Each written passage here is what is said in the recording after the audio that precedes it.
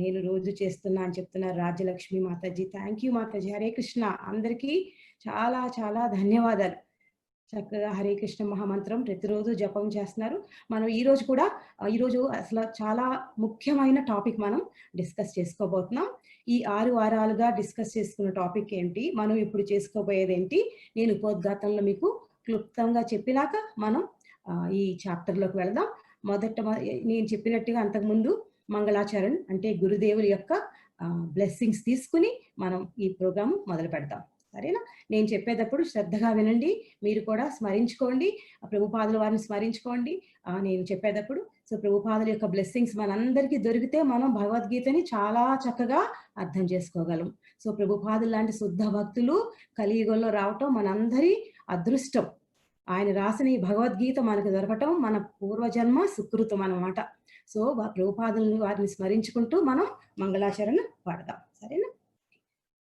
నమో ఓం విష్ణుపాదాయ కృష్ణప్రస్థాయ భూతలే శ్రీమతే భక్తివేదాంత స్వామిన్ ఇతి నామినే. నమస్తే సారస్వతి దేవే గౌరవాణి ప్రచారిణే నిర్విశేష శూన్యవాది పాశ్చాత్య దేశతారిణే. హరే కృష్ణ. నిన్న మాతాజీ రాధికా మాతాజీ మనకి 6వ అధ్యాయం అంటే కర్మయోగం గురించి మనకి ఎక్స్ప్లెయిన్ చేసి చెప్పారు. కర్మయోగంలో మనం ఏం నేర్చుకున్నామో జస్ట్ ఒక 2-3 నిమిషాలు ఒకసారి మనం డిస్కస్ చేసుకున్న తర్వాత ఈరోజు 7వ అధ్యాయానికి వెళదాం. ఓకే, 7వ అధ్యాయం భక్తి యోగంతో స్టార్ట్ అవుతుంది అనమాట. ఇది చాప్టర్ సమరీ ఉంది. చాప్టర్ సమరీకి ముందు నేను అంతకుముందు చెప్పినట్టుగా మంగళాచరణ చెప్తాను. మంగళాచరణ చెప్పినాక మనం చాప్టర్ సమరీ చూసుకుని 7వ అధ్యాయంలోకి వెళదాం.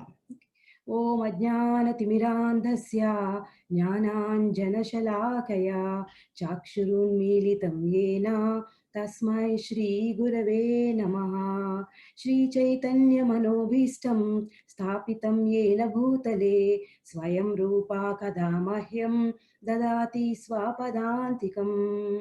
నమో ఓం విష్ణుపాదాయ కృష్ణప్రస్థాయ భూతలే శ్రీమతే భక్తివేదాంత స్వామిన్నితి నామినే. నమస్తే సరస్వతి దేవే గౌరవాణి ప్రచారిణే నిర్విశేష శూన్యవాది పాశ్చాత్య దేశతారిణే. జయ శ్రీ కృష్ణ చైతన్య ప్రభు నిత్యానంద శ్రీ అద్వైత గదాధార శ్రీవాసాది గౌర భక్త వృంద. హరే కృష్ణ కృష్ణ కృష్ణ హరే హరే హరే రామ రామ రామ హరే హరే.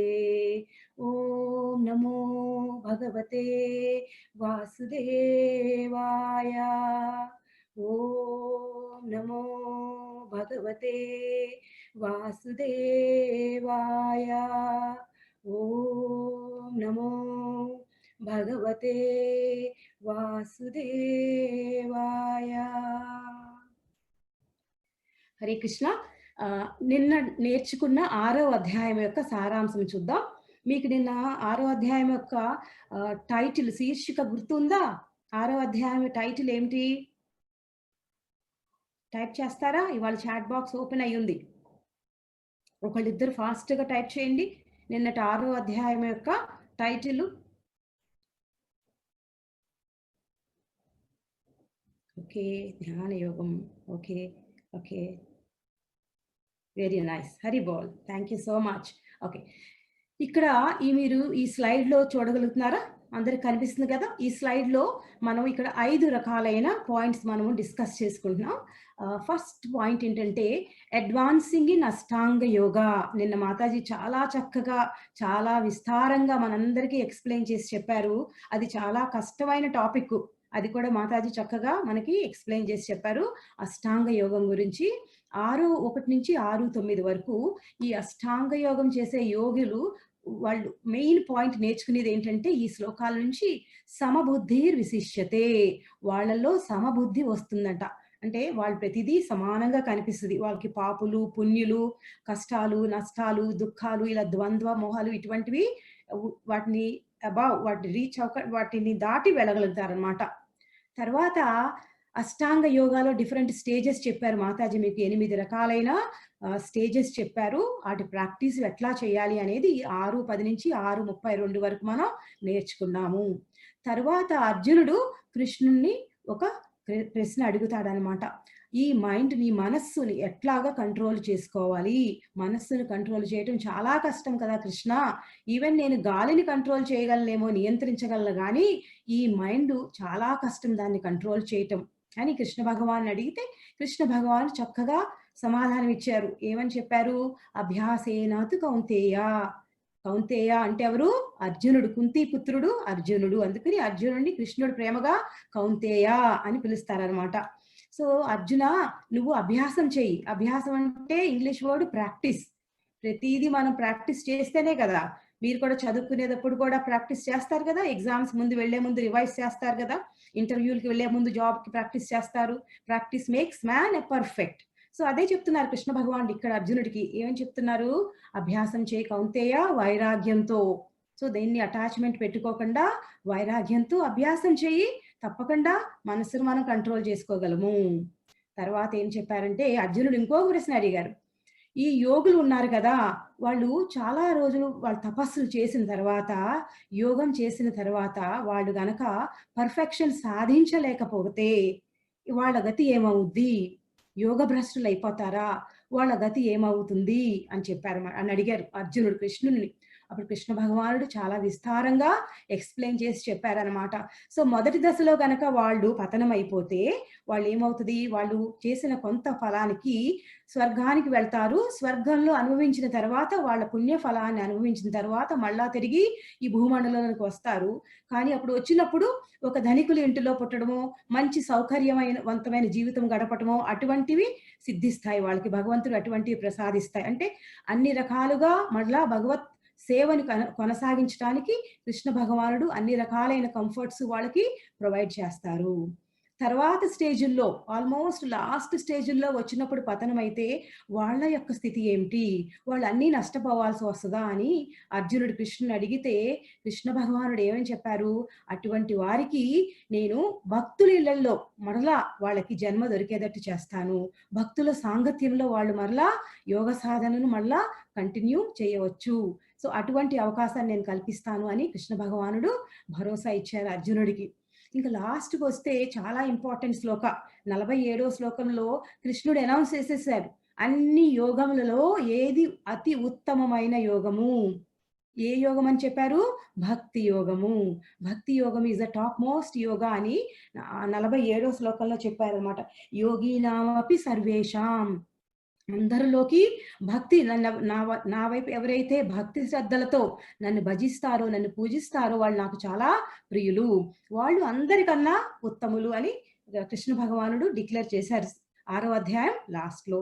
సో అందువల్ల మనం ఇప్పుడు 7వ అధ్యాయంలోకి వెళ్తున్నాం. 7వ అధ్యాయం భక్తి యోగం. మనం ఇంట్రొడక్షన్‌లో మీకు గుర్తే ఉంటది. నేను చెప్పాను కదా, మన వైష్ణవాచార్యులైన విశ్వనాథ్ చక్రవర్తి ఠాకూర్ వారు ఈ భగవద్గీతని 3 భాగాలుగా విభజిస్తే దాన్ని ఒక నగల పెట్టెతో కంపేర్ చేశారు. నగల పెట్టి యొక్క మూత, నగల పెట్టి కింద బాక్సు, మధ్యలో నగలు. కర్మయోగం, జ్ఞానయోగం, మరలా ఈ భక్తి యోగం. భక్తి యోగం అనేది మధ్యలో ఉన్న నగలు. ఎంతో విలువైన భక్తి యోగం. భక్తి యోగానికి అంత విలువైనది. ఎందుకంటే భక్తి యోగమే జీవం ప్రతి దానికి. ప్రతి యోగానికి జీవం ఇచ్చేది భక్తి యోగమే. భక్తి లేనిదే కర్మయోగము కూడా ఉన్నత స్థితికి చేరలేదు. భక్తి లేనిదే జ్ఞానయోగం గాని, ధ్యాన యోగం గాని ఏవి ఉన్నత స్థితికి చేరలేవు. సో భక్తి యోగం అంటే ఏమిటంటే భగవంతుణ్ణి ప్రేమించటం, భగవంతుణ్ణి భక్తితో భజించటం. దాన్ని భక్తి యోగం సింపుల్‌గా చెప్పాలంటే. సో ఆ భగవత్ విజ్ఞానం గురించి ఈరోజు 7వ అధ్యాయంలో నేర్చుకుందాం. ఓకే. మొదటి శ్లోకం. ఈరోజు మీరు చాలా స్లైడ్స్ చూస్తారు. ప్రతి స్లైడ్‌లోనూ చాలా ఇంట్రెస్టింగ్‌గా ఉండే పిక్చర్ కనిపిస్తది మీకు.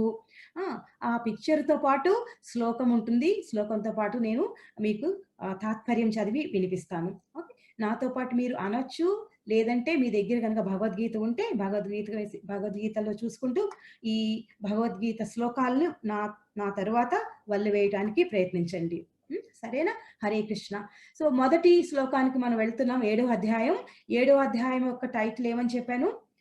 7వ అధ్యాయం యొక్క టైటిల్ ఇది భక్తి యోగానికి సంబంధించింది. భగవద్ విజ్ఞానము, భగవంతునితో మన సంబంధం ఎలా మనము తిరిగి పునరుద్ధరింపజేసుకోవాలి అని మనకి చాలా చక్కగా తెలియజేసే ఈ అధ్యాయం అన్నమాట. భగవంతునికి విజ్ఞానము సంబంధించిన విజ్ఞానము, భగవద్ విజ్ఞానము. శ్రీ భగవానువాచ మయ్యాసక్తమనా పార్థ యోగం యుంజన్మదాశ్రయః అసంశయం సమగ్రం మాం యథా జ్ఞాస్యసి తచ్ఛృణు.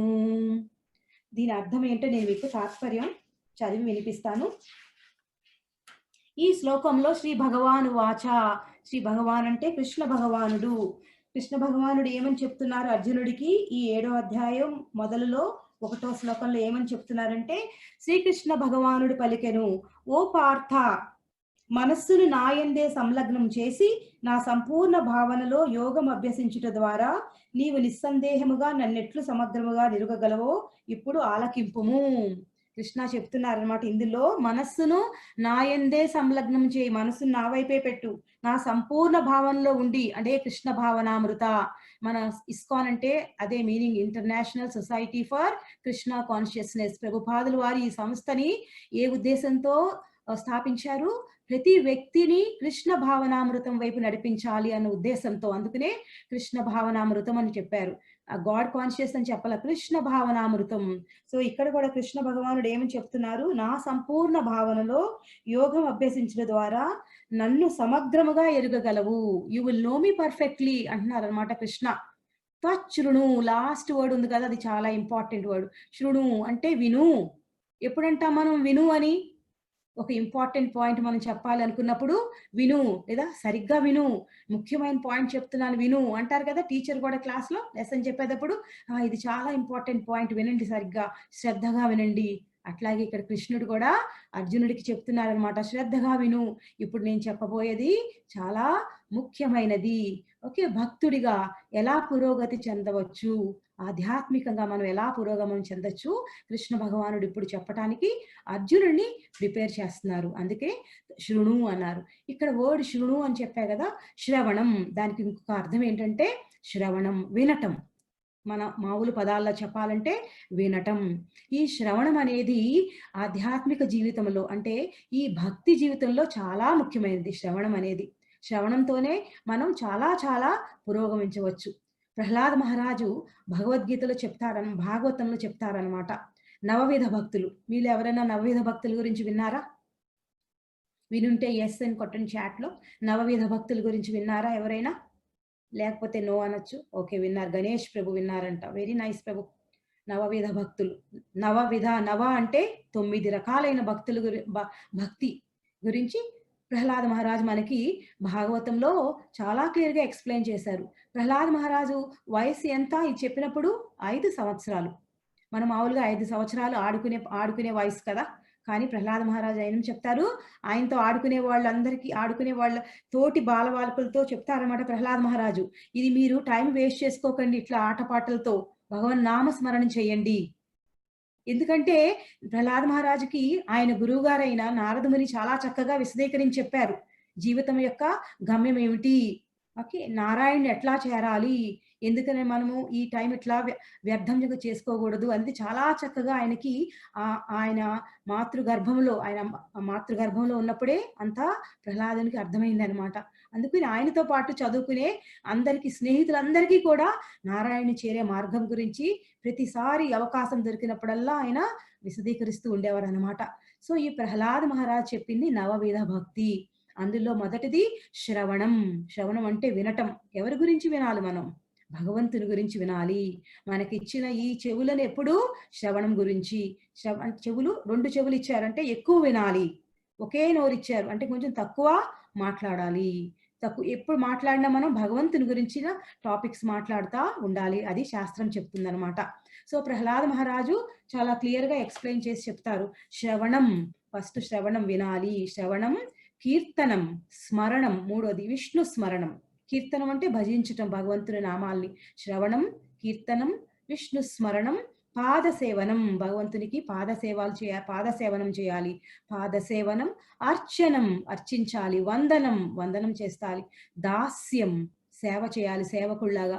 హనుమంతుల వారు శ్రీరాముల వారికి ఎలా సేవ చేశారు? అట్లా దాస్యం, సాఖ్యం ఒక ఫ్రెండ్ లాగా భగవంతుడిని సేవించవచ్చు. అర్జునుడు, సుధామ దాస్యం. సాఖ్యమైంది ఆత్మ నివేదనం అంటే టోటల్ సరెండర్, టోటల్ ఆత్మ నివేదనం. ఇవన్నీ 9 రకాలైన భక్తి విధి విధానాలు ప్రహ్లాద మహారాజు మనకి ఎక్స్‌ప్లెయిన్ చేస్తున్నారు. ఇందులో మొదటిగా వచ్చినది శ్రవణం. ఈరోజు మీరందరూ ఇప్పుడు చేస్తుంది శ్రవణం కదా! భగవద్గీత శ్రవణం చేస్తున్నాం మనందరం. సో, అది శ్రవణం. శ్రవణం కూడా ఒక భక్తి మార్గం. ఈ కలియుగంలో అతి సులభమైన మార్గాలు మొదటి 3 శ్రవణం, కీర్తనం, స్మరణం. మనం ఎప్పుడైతే నేను మరలా రిపీట్ చేయమంటున్నారు. ఓకే. రిపీట్ చేస్తాను.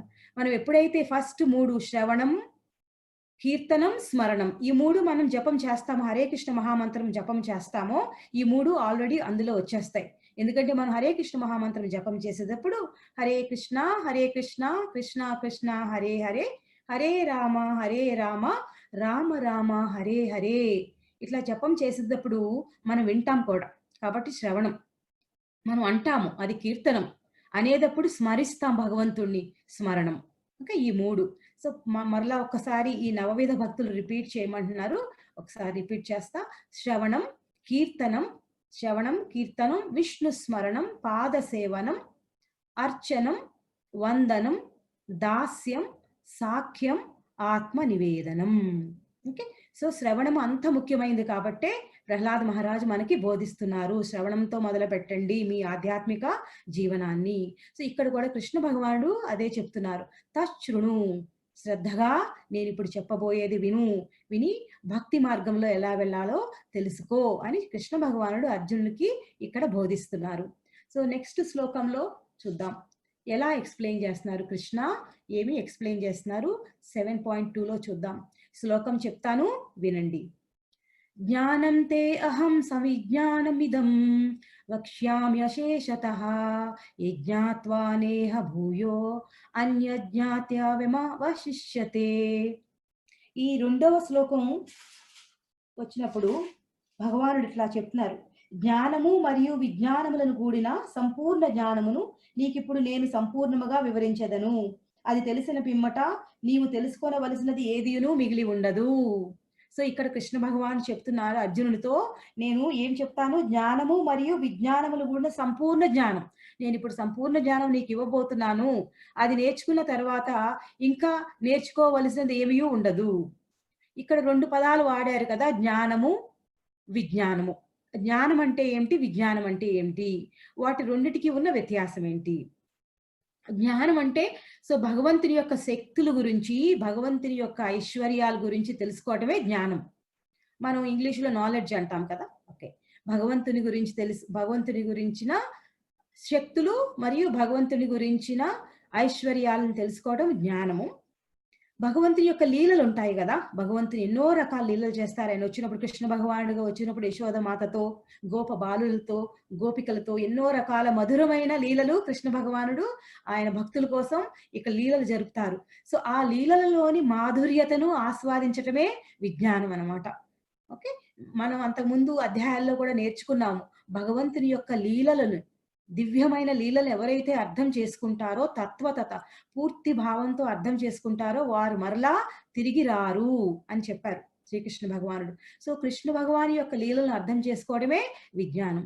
సో, ఈ శ్లోకంలో కృష్ణుడు అర్జునుడికి ఏమని చెప్తున్నారు? నేను జ్ఞాన విజ్ఞాన సంబంధించిన విషయాలన్నీ నీకిప్పుడు విశదీకరించబోతున్నాను.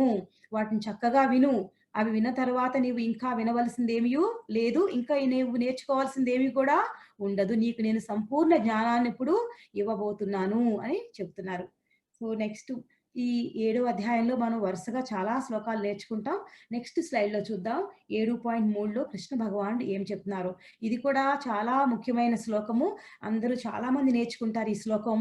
ఎవరైనా నేర్చుకోవాలంటే నేర్చుకోవచ్చు మీరు. కొంచెం కంఠస్థం చేయండి. చిన్న పిల్లలు చాలా మంది కనిపిస్తున్నారు వీడియోలో. ఈ శ్లోకం కంఠస్థం చేయడానికి ప్రయత్నించండి. సో, ఇక్కడ కృష్ణ ఏం చెప్తున్నారంటే ఈ శ్లోకంలో మనుష్యానాం సహస్రేషు కశ్చిద్దతతి సిద్ధయే యతతామపి సిద్ధానాం కశ్చిన్ మాం వేతి తత్వతః. మీరు పిక్చర్‌లో చూస్తున్నారు కదా! చాలా మంది మారథాన్ రన్నింగ్ చేస్తున్నారు. చాలా మందిని చూస్తున్నారు మీరు ఆ పిక్చర్‌లో. వేల కొద్దీ మనుషులున్నారు. లాస్ట్‌కొచ్చేసరికి చూసారా కొంతమంది ఆగిపోతున్నారు. ఓయ్! అదే చెప్తున్నారు ఇక్కడ కూడా కృష్ణ భగవానుడు భక్తి విషయంలో కూడా. ఏమని చెప్తున్నారు? మనుష్యానాం మనుష్యుల్లో సహస్రయేషు వేల మంది మనుషులుంటారు. కశ్చిత్ యతతి సిద్ధయే అంటే దాన్ని పర్ఫెక్షన్ పొందటానికి వాళ్ళు చాలా రకాలుగా ప్రయత్నిస్తారు. యతతామపి సిద్ధానాం అటువంటి ప్రయత్నం చేసిన వాళ్ళల్లో కశ్చిన్మాం వేత్తి తత్వతః, తత్వతః నా తత్వాన్ని పర్ఫెక్ట్‌గా నన్ను అర్థం చేసుకోగలిగిన వారు ఏ ఒక్కరో ఉంటారు అని చెప్తున్నారు కృష్ణ భగవాన్. స్వయంగా కృష్ణుడే చెప్తున్నారనమాట. ఎంతో మంది వేల మందిలో ఈ యోగ విధానాన్ని అభ్యసిద్దామని మొదలుపెట్టి దాని చివరి వరకు చేరేవాళ్ళు ఏ కొద్ది మందో ఉంటారు. పర్ఫెక్షన్ సాధించేవాళ్ళు ఏ కొద్ది మంది మాత్రమే ఉంటారు. ఆ కొద్ది మందిలో ఏ ఒక్కరో నన్ను పూర్తిగా అర్థం చేసుకుంటారు అని కృష్ణ భగవానుడు స్వయంగా చెప్తున్నారు. అదే ఎగ్జాంపుల్ ఈ పిక్చర్‌లో ఉన్న ఎగ్జాంపుల్ అన్నమాట. మనం ఒక ఉదాహరణ తీసుకుంటే ఈ ప్రోగ్రామ్ మొదలుపెట్టినప్పుడు ఈ అడ్వర్టైజ్‌మెంట్ ఇచ్చినప్పుడు భగవద్గీత 18 రోజులు ఫ్రీ అని చెప్పినప్పుడు చాలా మంది రెస్పాండ్ అయ్యారు. మన తెలుగు వాళ్ళైతే చాలా మంది రెస్పాండ్ అయ్యారు. తెలుగు రాష్ట్రాల నుంచి చాలా ఆనందకరమైన విషయం. సాధారణంగా ఎవరైనా అంటారు మన తెలుగు వాళ్ళు చాలా పయస్ వ్యక్తులని, పుణ్యవంతులు అని. ఏదైనా ఆధ్యాత్మికతకు సంబంధించిన ఏ రకమైన కార్యక్రమానికన్నా వాళ్ళు వెంటనే రెస్పాండ్ అవుతారు. అదే విధంగా ఈ ప్రోగ్రామ్‌కి కూడా చాలా మంది రెస్పాండ్ అయ్యారు. కానీ అది ఎంతమంది నంబరు మనం తెలుగు రాష్ట్రాల జనాభా చూసుకుంటే 10,00,00,000, 12,00,00,000 మంది. 12,00,00,000 మందిలో మనకి 3 రూముల్లో ఈ భగవద్గీత మనం చదువుకుంటున్నాం. లేదా ఇంకా చింతనలో ఉన్నవాళ్ళు వేల మందిలో మాత్రమే ఉంటారు. కదా! కోట్ల మంది జనాభాలో వేల మంది మాత్రమే భగవంతుని గురించి చింతనలో ఉంటారు. అందుకే కృష్ణుడికి తెలుసు ఆ విషయం. అందుకే కృష్ణుడు చెప్తున్నారనమాట. ఎంతో వేల మంది ఉన్న మనుషులు ఏ ఒక్కరో నన్ను అర్థం చేసుకోవడానికి ప్రయత్నిస్తారు. ఆ ఒక్కరే మీరవ్వచ్చు. ఓకే. ఆ కృష్ణుడు చెప్పిన ఆ ఒక్కరే మనం ప్రతి ఒక్కళ్ళం అవ్వచ్చనమాట. వేల మందిలో మనం ఒక్కళ్ళవ్వచ్చు. భగవంతుడిని పూర్తిగా అర్థం చేసుకొని భక్తియుక్త జీవితం గడపటానికి మనం ఆ ఒక్కరు గూడా అవ్వచ్చనమాట. ఇది ఒక శ్లోకం. మనుష్యాణం సహస్రేషు నేర్చుకోవడానికి ప్రయత్నించండి. సో, 4వ శ్లోకంలో కృష్ణ భగవానుడు ఏం చెప్తున్నారో చూద్దాం. ఆ! ఇక్కడ మీరు పిక్చర్ నేను తర్వాత ఎక్స్‌ప్లెయిన్ చేస్తాను. శ్లోకం వినండి. భూమిరాపో అనలో వాయుః ఖం మనో బుద్ధిరేవ చ అహంకార ఇతీయం మే భిన్నా ప్రకృతిరష్టధా. భూమి, జలము, అగ్ని, వాయువు, ఆకాశము, మనస్సు, బుద్ధి, అహంకారము అని 8 అంశముల సముదాయము నా భిన్న ప్రకృతి అనబడును.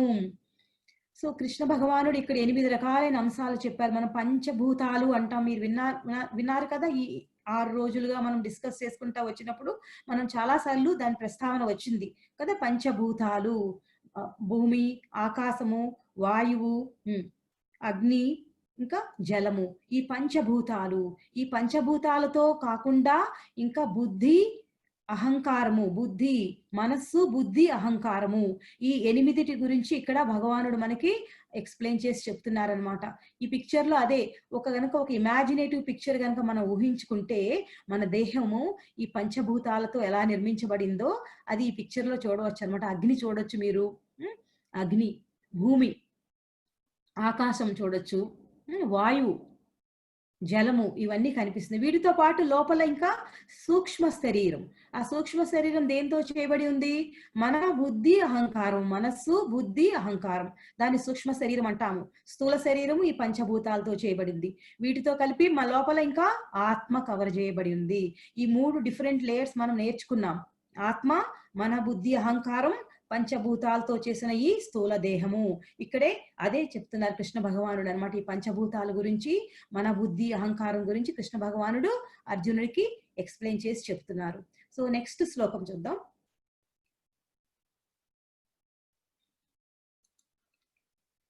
మీరు పిక్చర్‌లో చూడండి.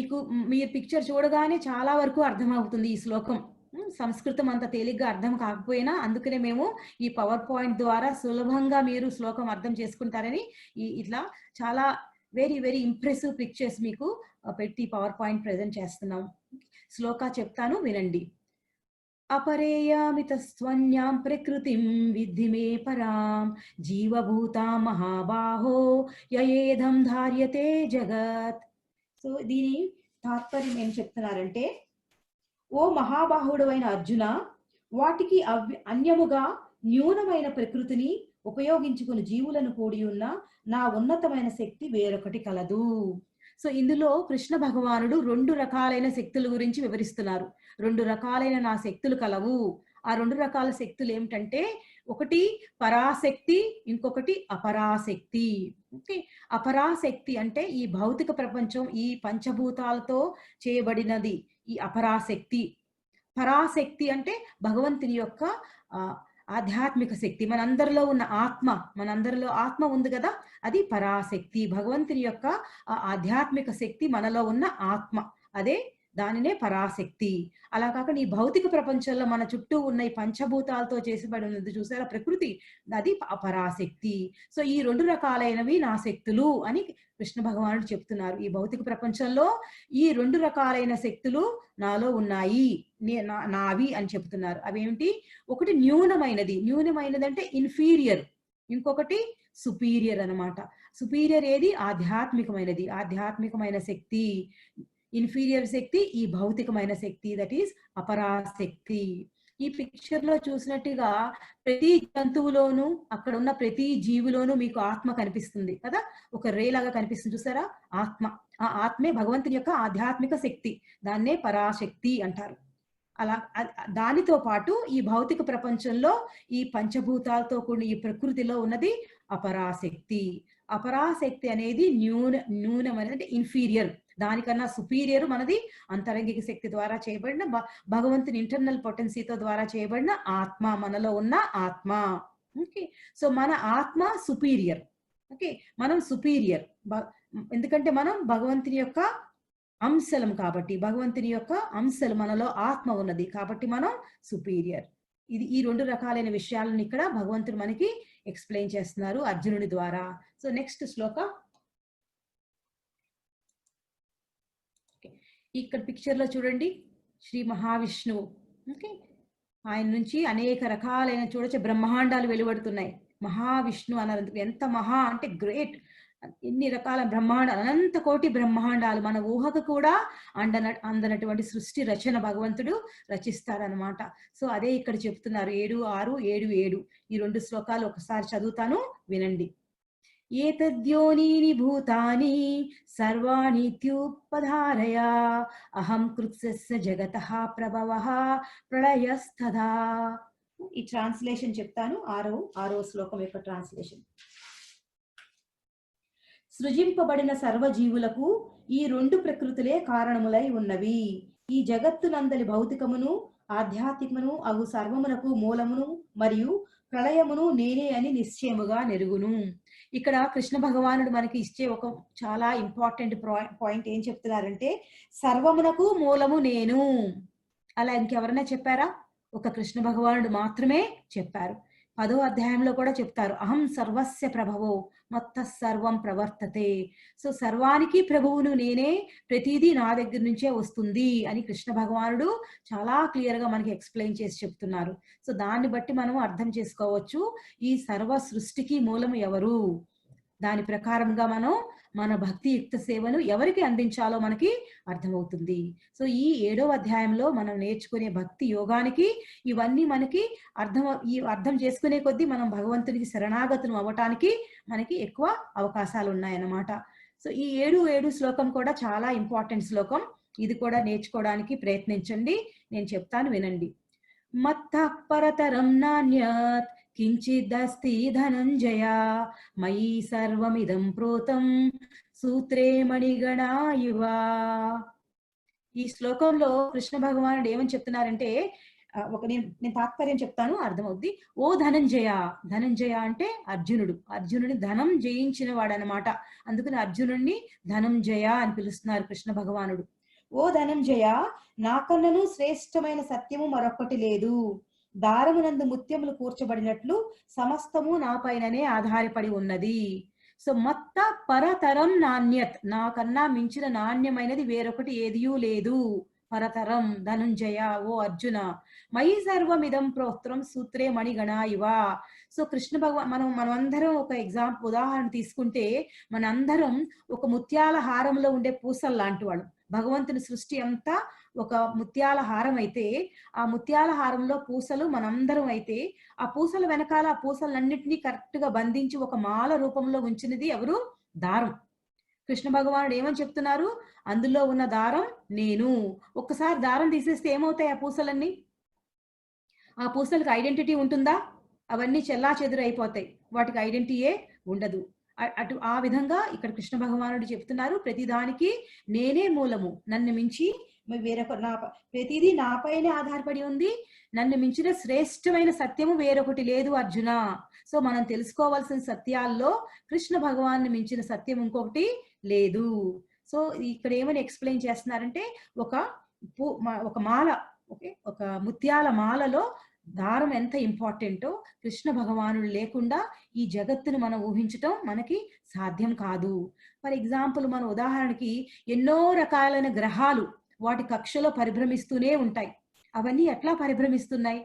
ఎవరి శక్తి ఆధారంతో అవన్నీ వాటి వాటి కక్షలలో పరిభ్రమిస్తున్నాయి. అవన్నీ వాటన్నిటికీ కారణం శ్రీకృష్ణ భగవానుడు. సో ఒక ఈ మాలలో దారం ఎంత ముఖ్యమో, కృష్ణ భగవానుడు లేని ఈ సృష్టి కూడా మనం ఊహించుకోవడానికి కూడా అర్థం కాదన్నమాట. ఊహించుకోవడానికి కూడా అర్థము కాదనమాట. సో కృష్ణ భగవాన్ ఇక్కడ ఎంత ఇంపార్టెంటో చెప్తున్నారు. నన్ను మించిన సత్యం మరొకటి లేదు. సో ఇది అర్థం చేసుకుని మనం భగవంతుడు ఎవరు, భగవంతుడికి మనకి ఉన్న సంబంధం ఏమిటి అని తెలుసుకున్నాడు మనం భగవంతునికి భక్తియుక్త సేవ చేయటానికి మనం ముందుకు వెళతామన్నమాట. సో భక్తియుక్త సేవ మనం ఇంతవరకు డిస్కస్ చేసుకున్నాం. ఈ 7వ శ్లోకం వరకు కృష్ణ భగవానుడు ఏమని చెప్తున్నారు? ఈ ప్రకృతిలో ఉన్న పరాశక్తి నేనే, అపరాశక్తి నేనే, నాకన్నా నాణ్యమైనది ఇంకొకటి లేదు. ఓకే, ప్రతిదీ నాపైనే ఆధారపడి ఉన్నది. సో ఇంత ఇంపార్టెంట్ గా కృష్ణ భగవానుడు మనకి క్లియర్ గా ఎక్స్ప్లెయిన్ చేసినప్పుడు మనం తప్పనిసరిగా ఇది అర్థం చేసుకుని మన భక్తి జీవనాన్ని మొదలు పెట్టాలి. మన భక్తి జీవనానికి చాలా రకంగా మనం ఇంపార్టెన్స్ ఇచ్చి, ప్రాధాన్యతనిచ్చి మనం ముందుకు వెళ్ళాలన్నమాట. అది భక్తి జీవితం యొక్క ఇంపార్టెన్స్. నెక్స్ట్ శ్లోకంలో శ్రీకృష్ణ భగవానుడు ఏం చెప్తున్నారో చూద్దాం.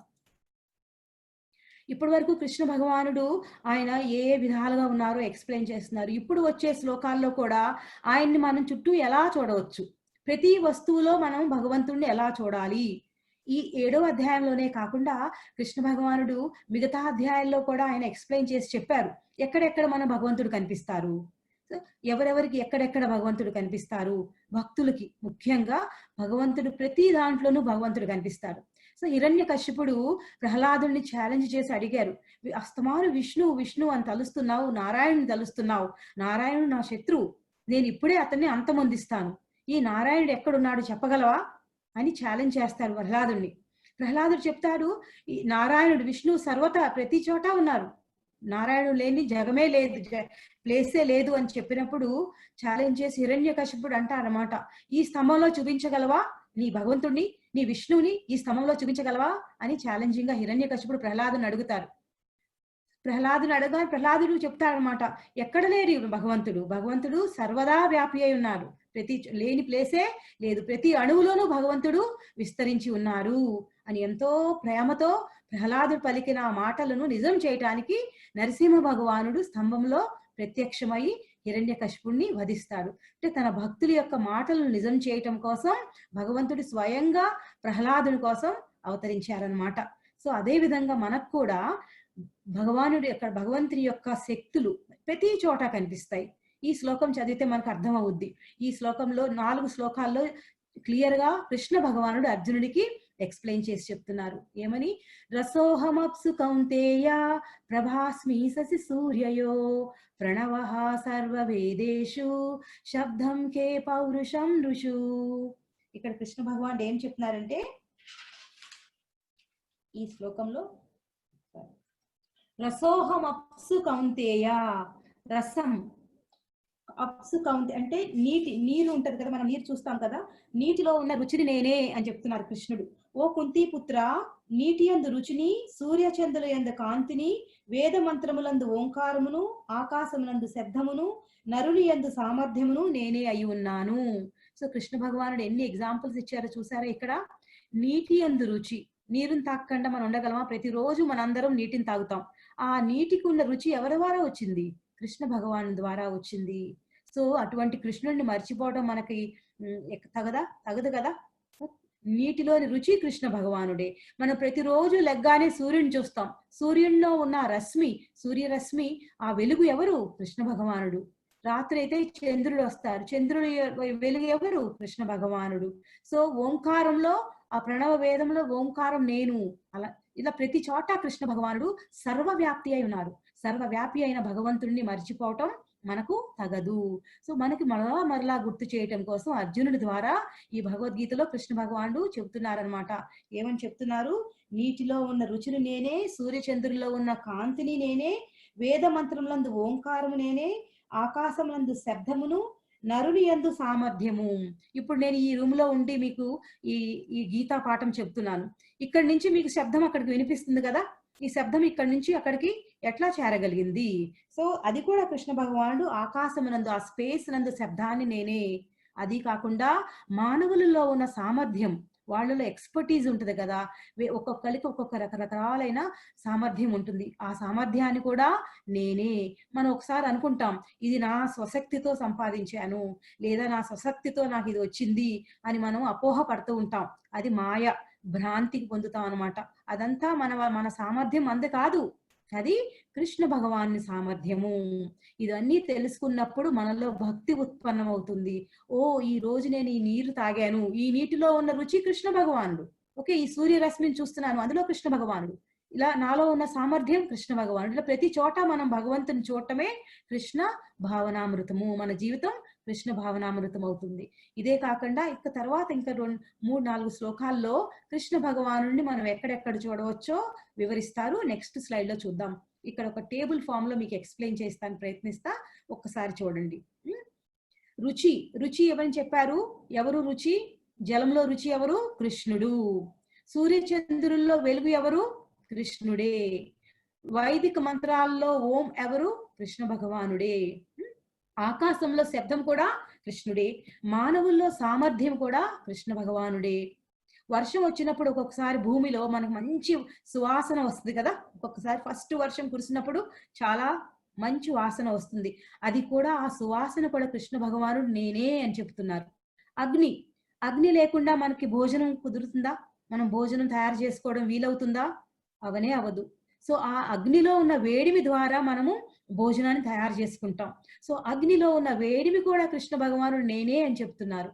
మనలో ఉన్న ఈ జీవనం, మనం జీవిస్తున్నాం కదా, మనలో ఉన్న ఈ జీవనం కూడా కృష్ణుడే. తపస్సులు ఉంటారు, తపస్సుల్లో ఉన్న తపస్సు కూడా కృష్ణ భగవానుడు. సమస్త అస్తిత్వంలో ఉన్న ఆది బీజము కృష్ణ భగవానుడు. బుద్ధిశాలుల్లో చాలా మంది ఇంటెలిజెంట్ మనుషులు ఉంటారు, వాళ్ళల్లో ఉన్న బుద్ధి కూడా అది కృష్ణ భగవానుడు. చాలా మంది పరాక్రమవంతులు ఉంటారు. భీముడు మన పరాక్రమవంతుడు అనగానే భీముడు గుర్తొస్తాం. ఆ భీముడిలో ఉన్న శక్తి ఎవరు? కృష్ణ భగవానుడే. ఓకే, బలవంతుల్లో అంటే ఎటువంటి బలవంతులు? వాళ్ళ బలాన్ని సరిగ్గా ఉపయోగించుకునే బలవంతుల్లో బలం కూడా కృష్ణుడే. సో ధర్మ సూత్రాలకు విరుద్ధముగా లేని మైథున సుఖము కూడా నేనే అని కృష్ణ భగవానుడు మనకి ఇన్ని రకాలుగా ఎక్స్ప్లెయిన్ చేసి చెబుతున్నారు. సో ఇన్ని విధాలుగా సర్వవ్యాపి అయిన భగవంతుణ్ణి మనము మర్చిపోలేము. ఏది చూసినా మనకి భగవంతుడు గుర్తు రావాలి. మన చుట్టూ ఒక్కొక్కసారి రకరకాలైన పుష్పాలు చూస్తాం, ఎన్నో రకాల కలర్స్ లో ఉంటాయి, ఎన్నో రకాల సువాసనలు ఉంటాయి. వీటన్నిటినీ ఎవరిచ్చారు? వాటంతట అవే రావు కదా.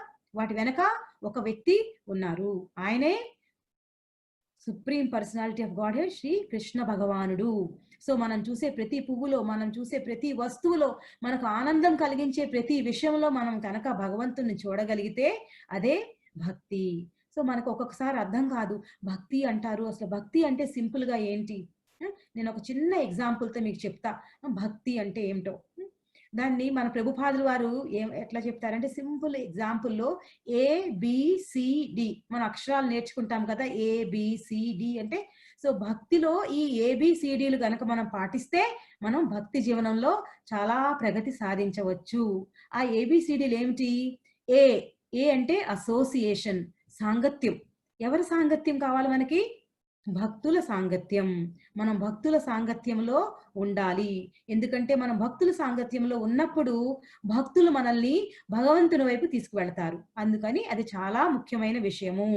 ఓకే, ఫస్ట్ ఏంటంటే ఏ అంటే అసోసియేషన్, అంటే సాంగత్యం. తర్వాత బి అంటే బుక్స్. పుస్తకాలు, శాస్త్రాలు చదవాలి. పుస్తకాలు మనకు కావాల్సిన పుస్తకాలు ఏంటి? భక్తి జీవనంలో భగవద్గీత, భాగవతము, చైతన్య చరితామృతము, ఇంకా చాలా రకాలైన పుస్తకాలు ప్రభుపాదులు వారు రాశారు. చిన్న చిన్న పుస్తకాలు చాలా చీప్, 20 రూపాయలతో 30 రూపాయలతో మనకు ఆ పుస్తకాలు ఇస్కాన్ టెంపుల్స్ లో దొరుకుతాయి. శ్రీల ప్రభుపాదుల వారు చాలా ఇంపార్టెంట్ విషయాలు చాలా సూక్ష్మంగా, చాలా ఈజీ లాంగ్వేజ్ లో అందరికీ అర్థమయ్యే విధంగా మనకి ఎక్స్ప్లెయిన్ చేశారు. పుస్తకం చదవటం నేర్చుకోండి. రోజు ఒక 10 నిమిషాలు, 15 నిమిషాలు పుస్తకం చదవటం, భగవద్గీత చదవండి. 5 శ్లోకాలు చదవండి, లేకపోతే 2 శ్లోకాలు, ఒక్క శ్లోకం అట్లీస్ట్ ప్రతిరోజు చదవటం అలవాటు చేసుకుంటే అది చాలా మనకి ముఖ్యము. రెండవది ఏమని చెప్పా? బుక్స్. ఫస్ట్ది అసోసియేషన్, సాంగత్యం ద్వారా మనం భగవంతుణ్ణి తెలుసుకోవచ్చు. రెండవది పుస్తకాలు, భగవద్గీత, భాగవతం లాంటి గ్రంథాలు చదవటం ద్వారా మనం భగవంతుని అవగతం చేసుకోవచ్చు. సి సి అంటే ఎవరైనా చెప్పగలరా? చాట్ బాక్స్ లో టైప్ చేయండి. చాలా ఈజీ, నేను రాగానే మీకు మొదటి చెప్పాను అది, దాని గురించి. ఇంగ్లీష్ వర్డ్ కదా. సి అంటే ఏమిటి? ఎవరైనా టైప్ చేసి చెప్తారా? హరే కృష్ణ కృష్ణ కృష్ణ హరే హరే, హరే రామ రామ రామ హరే హరే. దాన్ని ఇంగ్లీష్లో ఏమంటాం? తెలుగులో జప అంటాం, ఇంగ్లీష్లో ఏమంటాం దాన్ని? చాంటింగ్. ఓకే, జపం ఏమంటాం? చాంటింగ్. చాటింగ్ కాదు, చాంటింగ్. ఓకే, చాంటింగ్, జపం చేయడాన్ని చాంటింగ్ అంటాం. సో ఏ అంటే అసోసియేషన్, భక్తుల యొక్క సంఘం. బి అంటే పుస్తకాలు చదవటం, బుక్స్. సి చాంటింగ్, జపం చేయడం ద్వారా మనం భగవంతునికి చాలా ప్రీతిపూర్వకం అవ్వచ్చు, దగ్గర అవ్వచ్చు భగవంతునికి. నాలుగవది వచ్చి డి అంటే డయట్, మనం తినే ఆహారము. మనం ఎటువంటి ఆహారం తినాలి? భగవంతునికి నైవేద్యం పెట్టిన ఆహారం తినాలి. మనం తినే ప్రతిదీ భగవంతునికి అర్పించి తినవలెను. ఎందుకంటే భగవంతునికి అర్పించకుండా తినేది ప్రతిదీ పాపమే అవుతుంది అని భగవంతుడు భగవద్గీతలో చెప్తున్నారనమాట. సో మనం జీవన శైలిని ఆ విధంగా మార్చుకోవడానికి ప్రయత్నించవచ్చు.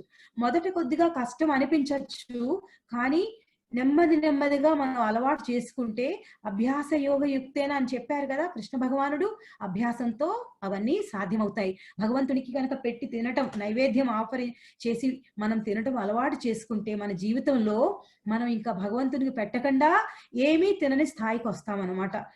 దానివల్ల ఉపయోగం ఏంటంటే, భగవంతునికి ఎప్పుడైతే భోగం సమర్పించి ఆ నైవేద్యాన్ని మనం తీసుకుంటామో, మనం ఎటువంటి కర్మ మనకి అంటదు. కర్మ ఫ్రీ ఫుడ్ అంటారు అనమాట దాన్ని. సో భగవంతుడు మనకి ఆశీర్వాదం ఇస్తున్నారు, అందుకనే దాన్ని ప్రసాదం అన్నారు. మనకి మరలా ప్రసాదిస్తారు, ఆయన టేస్ట్ చేసి మనకి ఇస్తారు. అందులో అప్పుడు మన బుద్ధి వికసిస్తుంది, మనలో భక్తి జాగృతం అవుతుంది అనమాట. సో ఈ 4 గనక మనం ఫాలో అవటమే భక్తి యోగం. ABCD ఎప్పుడు భక్తుల సంఘంలో ఉండటానికి ప్రయత్నించండి. పుస్తకాలు, భగవద్గీత, భాగవతం, చైతన్య చరితామృతం, ప్రభుపాదుల వారు పుస్తకాలు చదవటం, చాంటింగ్, హరే కృష్ణ మహామంత్రం ప్రతిరోజు శ్రద్ధగా జపం చేయండి. హరే కృష్ణ మహామంత్రం. ఎందుకంటే భగవంతుని నామానికి, భగవంతుని రూపానికి తేడా లేదు. భగవంతుని యొక్క నామంలో నిజ సర్వశక్తి, చాలా శక్తి ఉంది. మీరు ఇది విన్నారా? ఒకసారి శ్రీరాములు వారు హనుమంతుడి యొక్క సహాయం తీసుకుంటారు కదా, లంకకు వెళ్ళేటప్పుడు హనుమంతులను పిలిచి లంకకి ఆ బ్రిడ్జ్, ఆ సేతువు నిర్మించేటప్పుడు హనుమంతులు వారు శ్రీరామచంద్రుడికి చాలా సహాయం చేస్తారు. ఎట్లా? పెద్ద పెద్ద బండరాళ్లను చేతితో వెత్తి ఆ సముద్రంలో వేసి వాళ్ళ బ్రిడ్జ్ బిల్డ్ చేస్తారు కదా, అది మీరు వినే ఉంటారు మీరందరూ. సో అట్లా వేసేటప్పుడు హనుమంతులు వారు ప్రతి రాయి మీద శ్రీరామ్ జై శ్రీరామ్ జై శ్రీరామ్ అని రాస్తూ ఆ పెద్ద పెద్ద బండరాళ్లను ఆ సముద్రంలో పాడివేసినప్పుడు ఏమయ్యాయి? ఆ బండరాళ్ళన్నీ తేలటం మొదలుపెట్టినాయి. అది చూసి శ్రీరామచంద్ర వారు అడిగారు అనమాట హనుమంతుడిని, ప్రతి రాయి మీద నువ్వు ఎందుకు శ్రీరామ్ అని రాస్తున్నావు, జై శ్రీరామ్ అని రాస్తున్నావు అని అడిగారు. అంటే శ్రీరాముడికే తెలియదు ఆయన నామం యొక్క శక్తి. హనుమంతుడు ఆయన భక్తుడిగా ఆయనకు తెలుసు నామం యొక్క శక్తి. సో ఆయన నామం రాసిన ప్రతి బండరాయి నీటిలో వేయగానే నీటిలో తేలి చక్కగా సేతువు కింద నిర్మించడం చాలా సులభం అయిపోయింది. అది నామానికి ఉన్న శక్తి. అది చూసి శ్రీరాములు వారంట, నేను ప్రయత్నించి చూస్తానని చెప్పి ఒక బండరాయి, ఏ పేరు రాయకుండా ఉత్తి బండరాయిని సముద్రంలో వేశారు.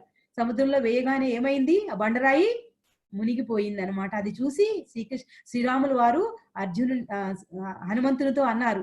సో నా నామం యొక్క శక్తి నాకన్నా శక్తివంతమైనది నువ్వు గ్రహించావు హనుమ అని ఎంతో ప్రశంసించారనమాట. సో నామానికి ఉన్న శక్తిని మనం మర్చిపోవద్దు. ప్రతిరోజు నామజపం చేసుకోండి. మీరు ఏ పని చేయండి, ఏ పని చేసినా, మీరు వంట చేస్తున్నారో, లేదా డ్రైవింగ్ చేస్తారో, లేదా ఆఫీస్లో ఏదో పని చేస్తారు, స్టూడెంట్స్ ఏదో పని చేసుకున్నప్పుడు కూడా ఒక హరే కృష్ణ మహామంత్రం ప్లే చేసుకోండి మీరు, లేదా ఫోన్లో కానీ కంప్యూటర్లో కానీ. డ్రైవింగ్ చేస్తున్నప్పుడు హరే కృష్ణ మహామంత్రం జపం ప్లే చేసుకో. మీరు హరే కృష్ణ మహామంత్రం మీరు అంటే అది విన్నాయి కొద్దీ మీరు కూడా హరే కృష్ణ కృష్ణ కృష్ణ హరే హరే, హరే రామ రామ రామ హరే హరే అని నిరంతరం జపిస్తూనే ఉంటారు. అలా జపం చేసే కొద్దీ మనలో శుద్ధత వస్తుంది. ఆ శుద్ధతతో మనం భగవంతుణ్ణి చూడగలుగుతాం. సో భగవంతుని యొక్క విభూతుల్ని మనం అర్థం చేసుకోగలుగుతాం అన్నమాట. అందుకని రోజు తప్పకుండా సాధ్యం అవుతుంది. ఎవరు మాతాజీ అంటున్నారు, మీరు చెప్పినట్లు రోజు సాధ్యం అవుతుందా? సాధ్యం కానిది ఏమీ లేదు. మనకు ఒక్క డిజైర్ ఉండాలి. ఆ ఇచ్చ ఉంటే తప్పనిసరిగా మనం సాధ్యం చేయగలం అనమాట. సో ఈ 4 రకాలైన పద్ధతులు ఫాలో అవటం ద్వారా మనం భక్తి యోగంలో చాలా ఈజీగా ముందుకు సాగగలము. తర్వాత శ్లోకాలు చూద్దాము. ఇప్పుడు కృష్ణ భగవానుడు మనకు చెప్పారు, నన్ను ఎక్కడెక్కడ చూడగలవు, నేను ఎక్కడెక్కడ ఉన్నాను అని చెప్పారు కదా. ఇప్పుడు చెప్తున్నారు కృష్ణ భగవానుడు, నన్ను ఈ ఈ ఈ ప్రకృతిలో నేను 3 విధాలైనటువంటి సత్వ రజో తమో గుణాలతో బంధింపబడి ఉన్న ఈ మానవులు ఉన్నారు కదా, ఈ జీవులు, వారు వాటి నుంచి ఎలా బయటపడగలరు, నన్ను ఎలా శరణాగతి వేడగలరు అని చెప్తున్నారు. ఈ శ్లోకంలో ఎక్స్ప్లెయిన్ చేస్తున్నారు అన్నమాట. ఈ శ్లోకం వినండి. ఏ చైవ సాత్వికా భావ రాజస్తాస్తమసాశ్చయే మత్త ఏవేతి తాన్ విద్ధి నాత్వాహం తేషు తే మయి. ఈ 7వ అధ్యాయం 12వ శ్లోకంలో కృష్ణ ఏమని ఎక్స్ప్లెయిన్ చేస్తున్నారో నేను మీకు ఈ తాత్పర్యం ద్వారా చెప్తాను. ఈ పిక్చర్ చూడండి, మీకు అర్థం అవుద్ది. మీరు చూడొచ్చు కదా, కృష్ణ భగవానుని చూస్తున్నారు. మాయతో మీరు బంధనంలో ఎలా చిక్కుకుని ఉన్నారో మనుష్యులు అనేది మీకు అక్కడ పిక్చర్ లో ఎక్స్ప్లెయిన్ చాలా క్లియర్ గా అర్థమవుతుంది. 3 రకాలైన సత్వగుణం, రజోగుణం, తమో గుణంలో 3టితో బందీ అయ్యి ఎట్లా ఉంటామో మనం చూడవచ్చు ఇక్కడ. ఈ శ్లోకంలో కృష్ణ భగవానుడు ఏమని చెప్తున్నారంటే, సత్వ గుణమునకు గాని రజోగుణమునకు గాని లేదా తమో గుణమునకు గాని సంబంధించిన జీవుల భావములన్నీ నా శక్తి నుండే ఉద్భవించినవి అని నీవు తెలుసుకొనుము. ఒక విధముగా నేనే సర్వమునైనను స్వతంత్రుడనై ఉన్నాను. ప్రకృతి త్రిగుణములు నా యందున్నను, నేను వాటికి లోబడి ఉండను. సో ఈ ప్రకృతి త్రిగుణాలు ఏమిటి? సత్వగుణం, రజోగుణం, తమోగుణం. సత్వగుణంలో ఎవరుంటారు? బ్రాహ్మణులైన వారు సత్వగుణంలో ఉంటారు. క్షత్రియులైన వారు రజోగుణంలో ఉంటారు. తర్వాత వైశ్యులు 2 రకాలైన గుణాలు మిక్సర్ లో ఉంటారు. వారు ఎవరంటే వైశ్యులు. వాళ్ళు రజోగుణము, తమోగుణము 2 కలయికతో ఉంటారు. ఇక ఆఖరుగా మనం చూసేది ఏంటంటే శూద్రులు తమో గుణంలో ఉంటారు. సో ఈ 3 రకాలైన గుణాల్లో మనం బందీ అయ్యి మనం నిరంతరం వీటి బంధనంలో చిక్కుకొని ఉంటాం. కానీ భగవంతుడు ఏం చెప్తున్నారు? నేను వాటికి అన్నిటికీ అతీతుడును, నేను వాటికి లోబడి ఉండను. ఈ 3 గుణాలు నాచే సృష్టింపబడినవి, కానీ నేను వాటికి అతీతుడను అని చెప్తున్నారు భగవంతుడు. ఇంకో శ్లోకంలో కూడా అదే మరలా విస్తారంగా ఎక్స్ప్లెయిన్ చేసి చెప్తున్నారు. 13వ శ్లోకం, 7వ అధ్యాయం 13వ శ్లోకం చెప్తాను, వినండి. త్రిభిర్గుణమయోర్భావైరేభి సర్వమిదం జగత్ మోహితం నాభిజానాతి మామేభ్యా పరమవ్యయం.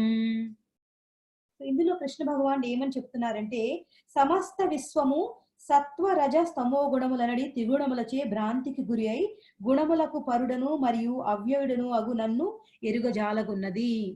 ఇక్కడ చాలా క్లియర్ గా కృష్ణ భగవానుడు ఏమని చెప్తున్నారంటే, నన్ను ఎరుగలేకపోతున్నారు ఈ మనుషులు. ఎందువలన?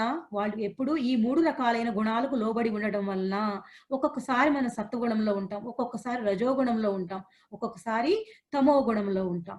ఈ 3 రకాలైన గుణాల్లో మనం బందీ అయి ఉండటం వలన భగవంతుడిని మనం తెలుసుకోలేకపోతున్నాం.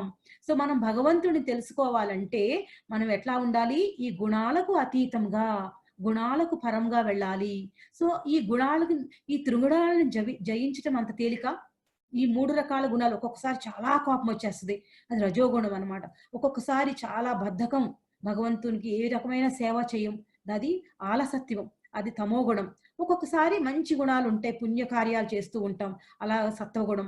సో ఎప్పుడు ఒక దానిలో స్థిరంగా ఉండకుండా ఈ 3 గుణాల్లో పడి వెంపర్లాడుతూ ఉంటాం మనం. మనం ఈ 3 గుణాల నుంచి బయటపడి ఈ 3 గుణాలకు అతీతంగా మనం భగవంతుని సేవలో ఎప్పుడూ స్థిరమై ఎలా ఉండగలము? సో కృష్ణ భగవానుడు సృష్టించిన ఈ 3 గుణాల్లో మనం బందీ అయిపోయి ఉన్నాం. ఆ 3 గుణాల్లోంచి బయటికి రావడం మనకంతా తేలిక కాదు. కానీ ఇక్కడ కృష్ణ భగవానుడు 7-14 శ్లోకంలో చాలా చక్కగా మనకి ఎవరు ఈ 3 గుణాల నుంచి బయటికి ఈజీగా రాగలరు, సులభంగా రాగలరు. సో అది నేర్చుకున్నాక మనం కూడా అది ప్రాక్టీస్ చేస్తే తప్పకుండా కృష్ణ భగవానుడు చెప్పినట్లుగా ఈ 3 గుణాలకు అతీతంగా మనం ఉండగలము. మరి ఈ 3 గుణాలకు అతీతంగా ఉన్నప్పుడే మనం ఆధ్యాత్మిక జగత్తుకు చేరగలము. ఈ 3 గుణాల్లో ఉన్నంత వరకు ఆ గుణాలకు అనుసారంగా మనకి ఇంకొక దేహం లభిస్తూనే ఉంటుంది. ఇంకో దేహాన్ని మనం పొందవలసి వస్తుంది. ఎప్పుడైతే ఈ గుణాలకు అతీతంగా మనం భగవత్ సేవని మొదలు పెడతామో అప్పుడు మనం ఈ 3 గుణాల నుంచి బయట పడగలుగుతాం అన్నమాట. సో 7-14 శ్లోకంలో కృష్ణుడు ఏం చెప్తున్నాడో మనం ఎక్స్ప్లెయిన్ చూద్దాం. ఈ శ్లోకం కూడా చాలా ముఖ్యమైన శ్లోకం. 7వ అధ్యాయం 14వ శ్లోకం కొంచెం కంఠస్థం చేయడానికి ప్రయత్నించండి. మీకు ఇక్కడ పిక్చర్లో చాలా క్లియర్ గా అర్థమైపోతుంది ఈ శ్లోకం యొక్క భావం ఏంటో. పిక్చర్ చూస్తే అర్థమవుతుంది, చూడండి ఒకసారి. దైవిహేషా గుణమయీ మమ మాయా దురత్యయా మామేవ యే ప్రపద్యంతే మాయామేతాం తరంతి తే. ఇక్కడ చూశారు కదా కృష్ణ భగవానుడు ఏమి చెప్తున్నారంటే, దైవిహేష గుణమయి మమ మాయా దురత్యయ, నాచే సృష్టించబడిన ఈ మాయ, ఈ 3 రకాలైన గుణాలు, ఈ మాయను జయించటం దురత్యయ, అంత సాధ్యమైన పని కాదు, అసాధ్యం. కానీ ఎప్పుడు ఎవరికి సాధ్యమవుతుంది? మామేవ ఏ ప్రపద్యంతే, ప్రపద్యంతే ఎవరైతే నన్ను శరణు వేడుతారో, ప్రపద్యంతే ఎవరైతే నన్ను శరణు వేడుతారో, మాయామేతాం తరంతితే వారు చాలా సులభంగా ఈ భవసాగరాన్ని వాళ్ళు ఈదగలరు. భవసాగరాన్ని నుంచి తప్పించుకుని భగవంతుని యొక్క సామ్రాజ్యంలోకి ప్రవేశించగలరు. కృష్ణ భగవాన్ చెప్తున్నారు. సో ఈ 3 రకాల గుణాల నుంచి మనం వాటి నుంచి తప్పించుకోవడం ఎట్లా, గుణాతీతంగా మనం ఎట్లా వెళ్ళగలం అంటే కృష్ణ భగవాన్ ఏం చెప్తున్నారు? నన్ను శరణు వేడు. సో శరణు వేరడానికి మనకున్న మార్గం కలియుగంలో ఒక్కటే, హరే కృష్ణ కృష్ణ కృష్ణ హరే హరే, హరే రామ రామ రామ హరే హరే. భగవంతుని నామ జపమే భగవంతుని శరణు వేడటం. చూసారు ఈ సముద్రంలో బాలుడు సముద్రంలో పడి మనం ఈ భవసాగరంలో కొట్టి మిట్టాడుతూ ఉన్నాం. అలలు ఒక్కొక్కసారి పెద్ద పెద్ద అలలు వస్తాయి, ఒక్కొక్కసారి మనం తోసి వేయబడతాం. అటువంటి పరిస్థితుల్లో మనకున్న మార్గం హరినామ జపం. హరినామ జపం చేస్తూ ఉంటే మనల్ని భగవంతుడు చాలా సులభంగా ఈ భవసాగరం నుంచి మనల్ని బయట పడవేయగలడు. సో ఇదే మనకి ఎగ్జాంపుల్. కృష్ణ భగవానుడు గరుత్మంతుడితో కలిసి వచ్చి తన భక్తుణ్ణి ఎట్లా రక్షిస్తున్నారో మనం ఇక్కడ చూడవచ్చు అనమాట. ఈ భవసాగరం చాలా పెద్దది, దాన్ని దాటటం అంతా తేలిక కాదు. ఎప్పుడైతే మనం భగవంతుని యొక్క పాద పద్మాలను ఆశ్రయిస్తామో ఈ పెద్ద భవసాగరం కూడా ఒక గోష్పాది జలంగా అయిపోతుంది. గోష్పాది జలం అంటే ఆవు దూడ ఉంటది కదా, భాగవతంలో ఎక్స్ప్లెయిన్ చేస్తారనమాట. ఆవు దూడ కాలు గిట్టలు ఉంటాయి కదా, గిట్టలు ఒక ముద్ర వేయగానే వాటి పాద ముద్రలు పడగానే అందులో నీళ్లు వస్తాయి. ఆ నీళ్లు ఎంత ఉంటాయి? చాలా తక్కువ నీళ్లు ఉంటాయి. దాన్ని దాటం కష్టమా? ఇంత పెద్ద భవసాగరమైన మహాసముద్రం మన భగవంతుని యొక్క పాద పద్మాల యొక్క ఆశ్రయం తీసుకుంటామో ఇంత పెద్ద భవసాగరం కూడా ఆ గోష్పాదం అంత అయిపోతుంది. అప్పుడు చాలా సులభంగా మనం ఈ భవసాగరాన్ని దాటగలము. అది కృష్ణ భగవాన్. సో కృష్ణ భగవాన్ యొక్క ఆశ్రయం మనం ఆయన నామ జపం చేయడం ద్వారా తీసుకోవాలి. సో ఎవరు భగవంతుని యొక్క ఈ మాయా శక్తిని దాటగలరు? ఆయన ఎవరైతే శరణు వేడుతారో, ఆయన శరణానికి ఎవరు వెళతారో వారు మాత్రమే ఈ భవసాగరాన్ని దాటగలరు. కృష్ణుడు చాలా క్లియర్ గా అర్జునుడికి ఇక్కడ విశదీకరించి చెబుతున్నారు.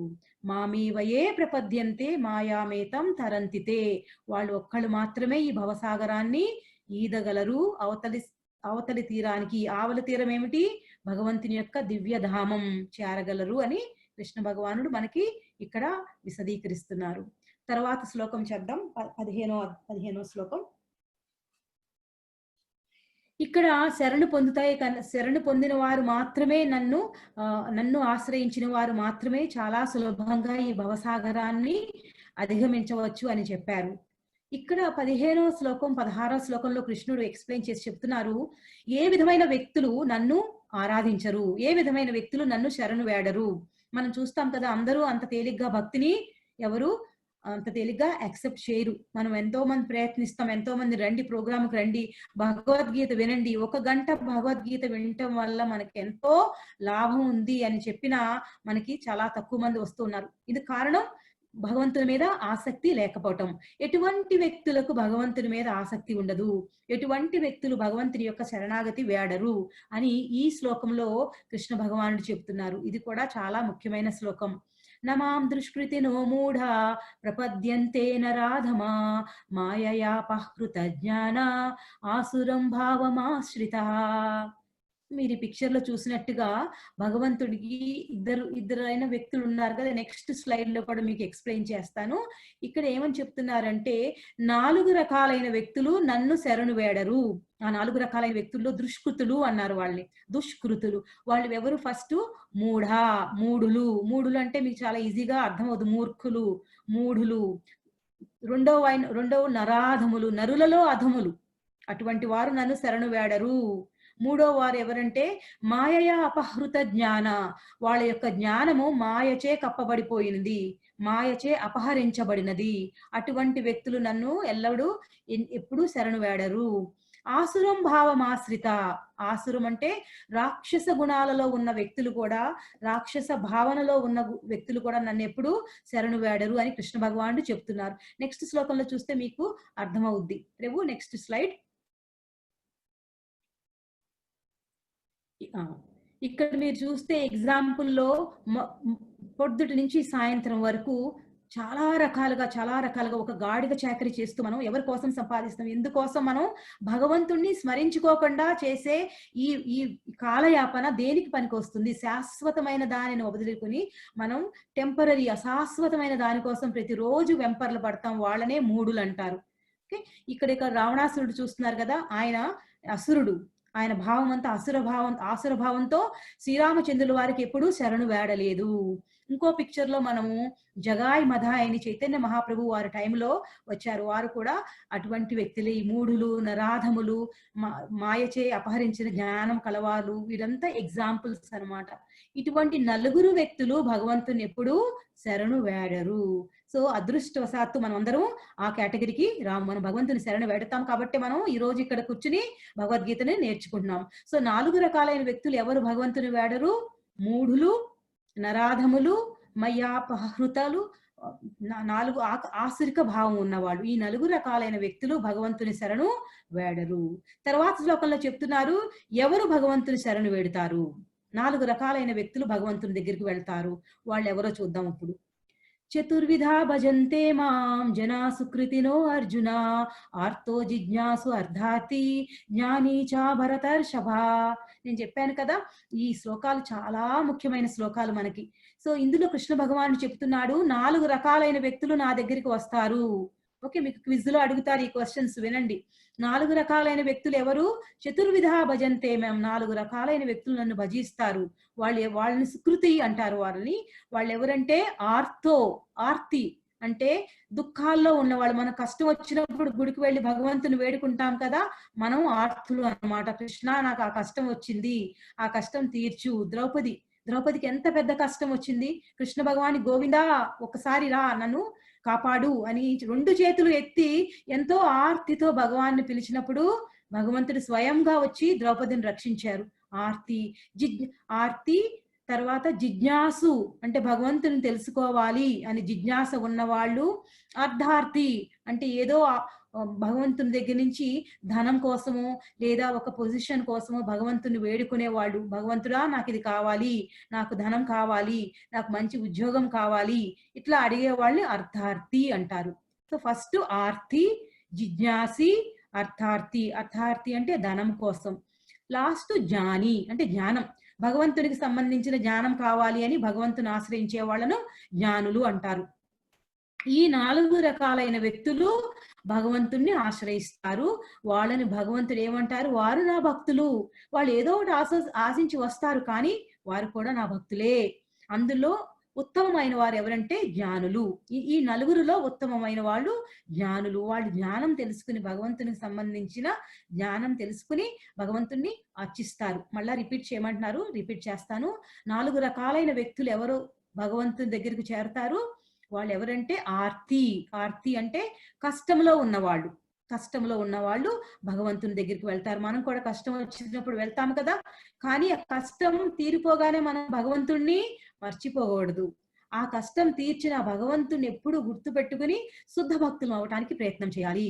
సో భగవంతుడు నా ఈ కష్టాన్ని తీర్చారు కాబట్టి నేను తప్పకుండా భగవంతుణ్ణి అర్చిస్తాను అని శుద్ధ భక్తుడు అవ్వాలన్నమాట. కుంతి మహారాణి ఏమని అడిగారు తెలుసా? భగవంతుణ్ణి మనం వింటే భయం వేస్తుంది అనమాట. కృష్ణ, నువ్వెప్పుడు నాకు కష్టాలు ఇవ్వు, ఎందుకంటే కష్టాలు వచ్చినప్పుడే నేను చాలా బాగా గుర్తు పెట్టుకుంటాను. కష్టాలు తీరిపోగానే మనం మర్చిపోతాం. నాకు అట్లా మర్చిపోవడం ఇష్టం లేదు. కాబట్టి కృష్ణ, నాకు ఎప్పుడు కష్టాలు నువ్వు అని కుంతి మహారాణి, అందుకే ఆమె పరమ వైష్ణవి అయ్యిందనమాట. కృష్ణ భగవానికి అత్యంత దగ్గరైన భక్తురాలు కుంతి మహారాణి. ఆమెకంత ధైర్యం ఉంది. నువ్వు నాకు కష్టాలు ఇస్తే చాలు, నేను ఎప్పుడూ గుర్తు పెట్టుకునే మార్గం దొరుకుద్ది నాకు అని కుంతి మహారాణి చెప్పారనమాట.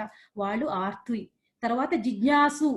ఆర్తి, జిజ్ఞాసు అంటే తెలుసుకోవాలని, భగవంతుని గురించి తెలుసుకోవాలి ఏమిటి అనుకునే వాళ్ళు కూడా భగవంతుని చేరతారు. తర్వాత అర్థార్థి అంటే ధనం కావాలని వెళ్ళేవాళ్ళు. లాస్ట్ లో జ్ఞానులు అంటే జ్ఞానం, భగవంతుని గురించిన జ్ఞానం. పరీక్షిత్ మహారాజు జ్ఞానం తెలుసుకుని 7 రోజుల్లో భాగవతం విని ఆయన తిరిగి పరమ భగవద్ధామానికి చేరిపోయారనమాట. సో ఈ 4 రకాలైన వ్యక్తులు భగవంతుణ్ణి ఆశ్రయిస్తారు.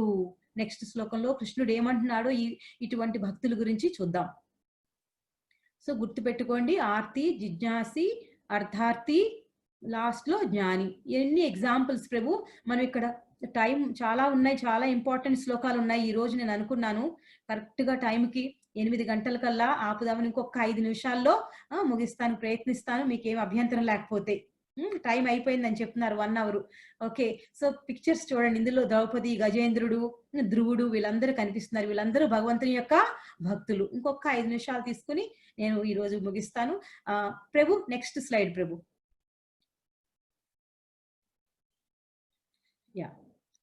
తేషాం జ్ఞాని నిత్యయుక్త ఏకభక్తిర్విశిష్యతే ప్రియో హి జ్ఞానినో అత్యర్థ మహంసా చ మమ ప్రియా. సో ఇందులో కృష్ణ భగవానుడు ఏమని చెప్తున్నారంటే, తేషాం జ్ఞాని నిత్యయుక్త ఏకభక్తిర్విశిష్యతే. నేను దీని అర్థం మీకు వివరించి చెప్తాను. ఒక అర్థం మీరు వింటే మీకు చాలా చక్కగా అర్థం అవుతుంది. ఇందులో ఈ 4 రకాలైన భక్తుల్లో సంపూర్ణ జ్ఞానము కలిగి సదా భక్తియుక్త సేవలో నియుక్తుడై ఉండేవాడు అత్యంత ఉత్తముడు. ఏలయనా నేను అతనికి మిక్కిలి ప్రియుడను, మరి అతడు నాకు మిక్కిలి ప్రియతముడు. చాలా ఇంపార్టెంట్ శ్లోక. కృష్ణుడు ఆయనకి ఎవరు ప్రియులో చెప్తున్నారు. ఎప్పుడు సదా ఎల్లప్పుడూ భక్తియుక్త సేవలో ఉండేవారు అత్యంత ఉత్తముడు. నేను అతనికి ప్రియుడు, అతను నాకు ప్రియుడు అని చెప్తున్నారు అనమాట కృష్ణ భగవానుడు ఈ శ్లోకంలో. సో ఎవరికి కృష్ణ భగవానుడు ప్రియుడు? ఎల్లప్పుడూ అతన్ని భగవంతుని తలుచుకుంటూ ఆయన సేవలో ఉండేవారు చాలా ప్రియులు అని చెప్తున్నారు. ప్రభు నెక్స్ట్ శ్లోక ప్రభు. ఈ అధ్యాయంలో 30 శ్లోకాలు ఉన్నాయి. బహూనాం జన్మనామంతే జ్ఞానవాన్ మాం ప్రపద్యతే వాసుదేవ సర్వమితి సమహాత్మా సుదుర్లభః. సో బహూనాం జన్మనామంతే, అనేక జన్మలు ఎత్తినాక జ్ఞానవాన్ ప్రపద్యంతే, జ్ఞానవంతులైన వ్యక్తులు, వాసుదేవ కృష్ణుడే, సర్వమితి అన్ని కారణము, సర్వానికి ఆయనే కారణము అని తెలుసుకునే మహాత్ములు, సదుర్లభ చాలా దుర్లభులు. ఈ పిక్చర్ లో ఎందుకు ఇక్కడ గోపికలు కృష్ణులు ఉన్నారు? గోపికలు ఎవరు? వారు ఎన్నో సంవత్సరాలు భగవంతుని కోసం జపం చేసి, భగవంతుని కోసం తపస్సు చేసి శ్రీరాములు వారిని వేడుకున్నారు భర్తగా పొందటానికి. అప్పుడు శ్రీరాముడు చెప్పారు, నేను నెక్స్ట్ యుగంలో వచ్చినప్పుడు, తర్వాత యుగంలో వచ్చినప్పుడు మిమ్మల్ని నేను స్వీకరిస్తాను. సో ఈ గోపికలు ఆర్డినరీ ఆత్మలు కారు, మహాత్ములు. బహూనాం జన్మనామంతే, ఎన్నో ఎన్నో ఎన్నో జన్మలు భగవంతుని సాధనలో, భగవత్ సాధనలో వారి జీవితాలను వెచ్చించి భగవంతుని పొందగలిగారు. సో భగవంతుని పొందటం అంతా సులభకరమైన విషయము కాదు. కృష్ణ భగవానుడు అందుకని వారికి ఈ వరం ఇచ్చారన్నమాట. అందుకనే గోపికలతో ఆయన అంత వారి కోరికను తీర్చడం కోసం వారితో మీరు రాసలీల గురించి వినే ఉంటారు. సో వాళ్ళందరూ ఆర్డినరీ వ్యక్తులు కాదు, వాళ్ళు మహాత్ములు. ఎన్నో వేల సంవత్సరాలు తపస్సు చేసిన ఋషిమునులు ఆ రూపంలో భగవంతునికి సేవ ఇచ్చారనమాట. ఇది బహూనాం జన్మనామంతి. ఇది కూడా ముఖ్యమైన శ్లోకం, నేర్చుకోవడానికి ప్రయత్నించండి. ఓకే, నెక్స్ట్ వానరాస్ కూడా అంటున్నారు. సో 7:27-21 కృష్ణ భగవానుడు ఏమని చెప్తున్నారంటే, విషయ కోరికలచే జ్ఞానం అపహరింపిన వారు ఇతర దేవతలకు శరణము నుండి తమ గుణములను బట్టి ఆయా పూజా విధానములను అనుసరింతురు. కృష్ణ భగవాన్ చెప్తున్నారు, కొంతమంది అల్ప మేధస్సులైన వాళ్ళు, అంటే మేధస్సు సరిగ్గా లేని వాళ్ళు ఇతర దేవతలకు, ఇక్కడ చూస్తున్నారు మీరు పిక్చర్లో సూర్యదేవుడు, ఇంద్రదేవుడు, కొంతమంది భూత ప్రేతాలకి, చాలా మంది రకరకాల దేవతలకి, కొంతమంది మనుషుల్లే భగవంతులు అని చెప్పి వాళ్ళని వర్షిప్ చేయటం మొదలు పెడతారు. అటువంటి వాళ్ళు ఎందుకు చేస్తారు? వాళ్ళ జ్ఞానం అపహరించబడి ఉండటం వల్ల, వాళ్ళ గుణాలను బట్టి ఆయా పూజా విధానాలను అనుసరిస్తారు. కానీ కృష్ణ భగవాన్ ఏమని చెప్తున్నారు 21లో, నేను ప్రతి వారి హృదయమునందు పరమాత్మ రూపమును నిలిచి ఉన్నాను కాబట్టి వాళ్ళకి ఏ దేవత మీద శ్రద్ధ ఉంటుందో వాళ్ళకి ఆ దేవత పైన శ్రద్ధ పెంచుతాను. ఎందుకంటున్నారు కృష్ణ? వేరే దేవతల్ని పూజ చేసి వాళ్ళ శ్రద్ధని పెంచుతానని ఎందుకంటున్నారు? ఎందుకంటే వాళ్ళు కృష్ణ భగవాను వైపు వాళ్ళు చూడటం లేదు, కృష్ణ భగవాను మీద శ్రద్ధ లేదు. శ్రద్ధ లేనప్పుడు బలవంతంగా వాళ్ళతో కృష్ణ భగవానుడు వాళ్ళతో అర్చింప కోరటం లేదు. అందుకని వాళ్ళకి ఎవరి మీద శ్రద్ధ ఉంటుందో ఆ శ్రద్ధ పెరిగేటట్టు నేను చేస్తాను. వాళ్ళు ఎప్పుడైతే నిజం తెలుసుకుని నా వైపు వస్తారో నేను వాళ్ళని ఆహ్వానిస్తాను. సో ఇక్కడ చాలా క్లియర్ గా మేధస్సు లేని వాళ్ళు, అల్ప మేధస్సులైన వాళ్ళు దేవతలకు వర్షిప్ చేస్తారు. ఒక వృక్షం ఉంది, వృక్షానికి మనం నీళ్ళు ఎక్కడ పోయాలి? వేరు దగ్గర పోస్తే సరిపోద్ది. వేరు దగ్గర పోస్తే వృక్షం మొత్తం అంతటికి కూడా శక్తి వస్తుంది. అదే అలా కాకుండా ప్రతి ఆకుకి, ప్రతి ఫలానికి, ప్రతి పుష్పానికి నీళ్లు పోసుకుంటా వెళ్ళం కదా, వాళ్ళనే అల్ప మేధస్సులు అంటారు. మనకి 33 కోట్ల దేవీ దేవతలు ఉన్నారు. 33 కోట్ల దేవీ దేవతలను మనం సంతృప్త పరచలేము. మన మన సేవ కృష్ణ భగవానికి అందిస్తే మన అందరూ దేవి చెప్పేది. సో మనం అల్ప మేధస్సులం కాదు, మనం మేధస్సు ఉన్న వాళ్ళం. కాబట్టి మన భక్తి కృష్ణ భగవాను వైపు తిప్పాలి, కృష్ణ భగవాన్ని సేవించాలి. ఆయన్ని సేవించడం ద్వారా ప్రతి ఒక్కరిని మనం, ప్రతి ఆత్మని సంతృప్తి పరచగలము. అది సాధన ద్వారా సాధ్యమవుతుంది. ఆ సాధనకు మనం హరే కృష్ణ మహామంత్రం జపం చేయడం ద్వారా మన సాధన వృద్ధి అవుతుంది అనమాట. నెక్స్ట్ 2-3 శ్లోకాలు ఉన్నాయి, అవి చూసుకుని వైండప్ చేస్తా. ప్రభు నెక్స్ట్ శ్లోకం. అట్టి శ్రద్ధను పొందిన వాడే మనుజుడు ఏదేని ఒక దేవతారాధన చేపట్టి తద్వారా తన కోరికలను ఈడేర్చుకును. కానీ వాస్తవునకు ఆ వరములనియు నాచేతనే వసగబడుచున్నవి. అల్పబుద్ధి కలిగిన మనుజులు దేవతలను పూజింతురు, కానీ వారు వసగడి ఫలములు అల్పములు, తాత్కాలికమై ఉన్నవి. దేవతలను పూజించువారు దేవతాలోకములకు చేరగా నా భక్తులు మాత్రం అంత్యమున నా దివ్యలోకమునే చేరుదురు. సో ఎంత క్లియర్ గా కృష్ణ భగవానుడు ఇక్కడ ఎక్స్ప్లెయిన్ చేసి చెప్తున్నారు. ఎవరైతే దేవతలను పూజిస్తారో అవన్నీ అల్పములు, అవన్నీ అశాశ్వతములు. ఎందుకంటే ప్రళయం వచ్చినప్పుడు ఈ విశ్వంలో ఉన్న లోకాల్లో ఉన్న ఈ దేవతా లోకాలన్నీ కూడా నాశనం అయిపోతాయి. నాశనము కానిది ఏంటి? ఒక్క వైకుంఠాలు. ఆధ్యాత్మిక జగత్తు ఎప్పటికీ నాశనము కానిది. సో మనం దేవతలను గనుక పూజిస్తే మనం దేవతా లోకాలకు చేరతాము. అవి శాశ్వతమైనవి కాదు. మనం ఎప్పుడైతే కృష్ణ భగవాన్ని పూజిస్తామో అవి శాశ్వతమైన ఫలాలను ఇస్తాయి, మనకి శాశ్వతమైన భగవద్ధామాన్ని చేరడానికి మనకి ఉపయోగపడతాయి. ఈ పిక్చర్ లో చూడండి, దేవతలందరూ ఎవరిని వర్షిప్ చేస్తున్నారు? మనం కూడా చాలా సార్లు మహాభారతం సీరియల్స్ మీరు చూస్తూనే ఉంటారు, రామాయణం చూస్తూనే ఉంటారు. ఎప్పుడు ఎవరికి కష్టం వచ్చినా అందరూ ఎవరి దగ్గరికి వెళ్తారు? విష్ణు భగవాను దగ్గరికి వెళ్తారు. విష్ణు ఆర్ కృష్ణ భగవానుడు. ఎందుకని? వాళ్ళు చాలా తెలివైన వాళ్ళు. వాళ్ళంతా కూడా భగవంతుని దగ్గరికి వెళ్తున్నప్పుడు మనం కూడా భగవంతుని దగ్గరికే వెళ్ళాలి. మీకు ఏ కోరికలన్నా ఉండండి, ఎటువంటి కోరికలన్నా సరే కృష్ణ భగవాన్ని వేరుకోండి, అది సరి అయిన పద్ధతి అని కృష్ణ భగవాన్ చెప్తున్నారు. ఇక్కడ అల్పబుద్ధి కలిగిన మనుషులు దేవతలను పూజింతురు. అల్పబుద్ధి అని చాలా క్లియర్ గా చెప్తున్నారు. ఎందుకు అల్పబుద్ధి అయింది? దేవతల ద్వారా మనకు వచ్చే ఫలాలు అశాశ్వతమైనవి, శాశ్వతమైనవి కాదు. కానీ కృష్ణ భగవాన్ని మనం భజించటం ద్వారా మనకి దొరికేది శాశ్వతమైన ఆనందం. సో ఎప్పుడైతే మనం కృష్ణ భగవాన్ని పూజిస్తామో మనం దివ్య లోకానికి చేరతాం, భగవంతుని యొక్క దివ్య లోకానికి చేరతాము. నెక్స్ట్ స్లైడ్ ప్రభు.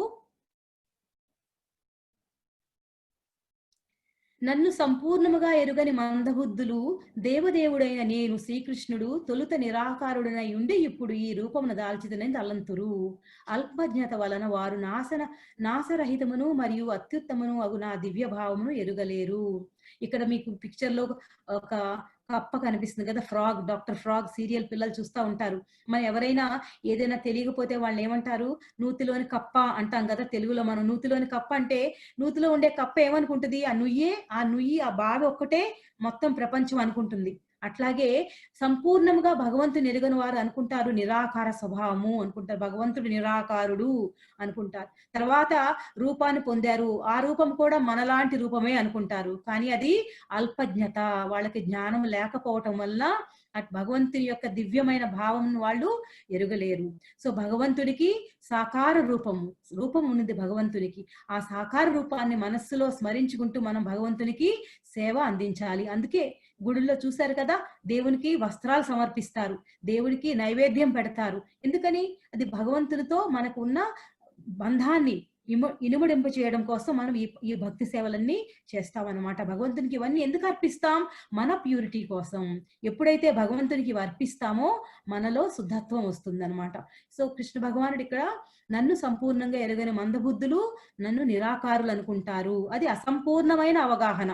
సంపూర్ణమైన అవగాహన భగవంతునికి సాకార రూపము. ఆ సాకార రూపంతో భగవంతుని మనము వర్షిప్ చేయాలి. ప్రభు నెక్స్ట్.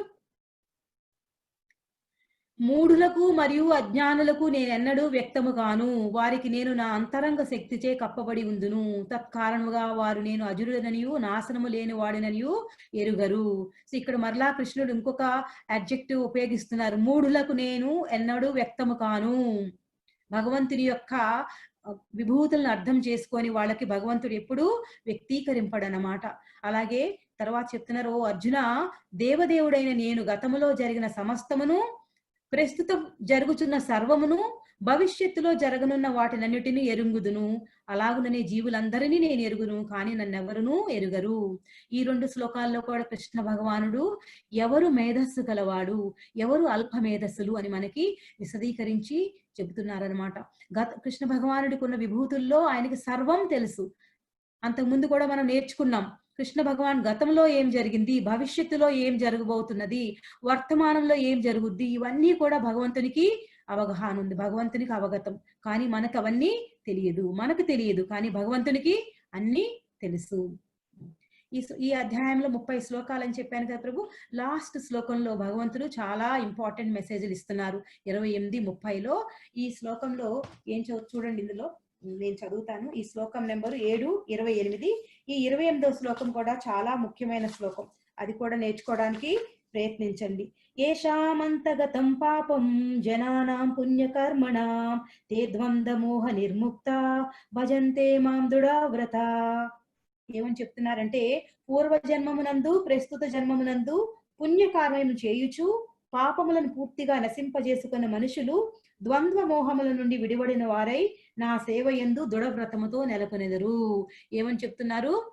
దృఢవ్రతం అంటే దృఢంగా, స్థిరంగా భగవంతునికి సేవ అందిస్తారు. ఎల్లప్పుడూ నామ జపం చేస్తూ చేసే ప్రతి కార్యక్రమం భగవంతుని సేవ కోసం, భగవంతునికి ప్రీత్యర్థం వాళ్ళు చేస్తారన్నమాట. వాళ్ళని దృఢవ్రత అంటున్నారు. ఓకే, లాస్ట్ శ్లోకం ప్రభు నెక్స్ట్ స్లైడ్.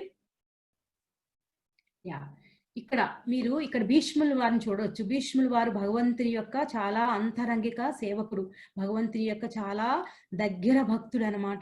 నా యందు సంలగ్నమైన చిత్తము కలిగిన వారు దేవదేవుడైన నన్నే, భౌతిక జగత్తును, సర్వదేవతలను, సమస్త యజ్ఞములను నియమించువానిగా తెలుసుకుని మరణ సమయం నందును నన్ను అవగాహనతో ఎరిగి ఉందురు. సో మన యొక్క ఆఖరి గోల్ ఏంటి? ఈ జీవితంలో మనం భగవంతుణ్ణి చేరాలి. అంతే నారాయణ స్తుతి, భగవంతుణ్ణి స్మరించగలగాలి. అలా స్మరించాలంటేనే ఈ సాధన హరే కృష్ణ మహామంత్రాన్ని జపించటం. భీష్మ పితామహులు వారు కృష్ణ భగవాను యొక్క పరమ భక్తులు. ఆయన ఏమని అడిగారు కృష్ణ భగవాన్ని? కృష్ణ, నా దేహం విడిచే సమయమున, ఆయన అంపశయ్య మీద ఉన్నారు, నా దేహం విడిచే సమయమున నీవు నా ముందు నీ సుందరమైన పార్థసారథి రూపంలో నా ముందు నిలబడుము.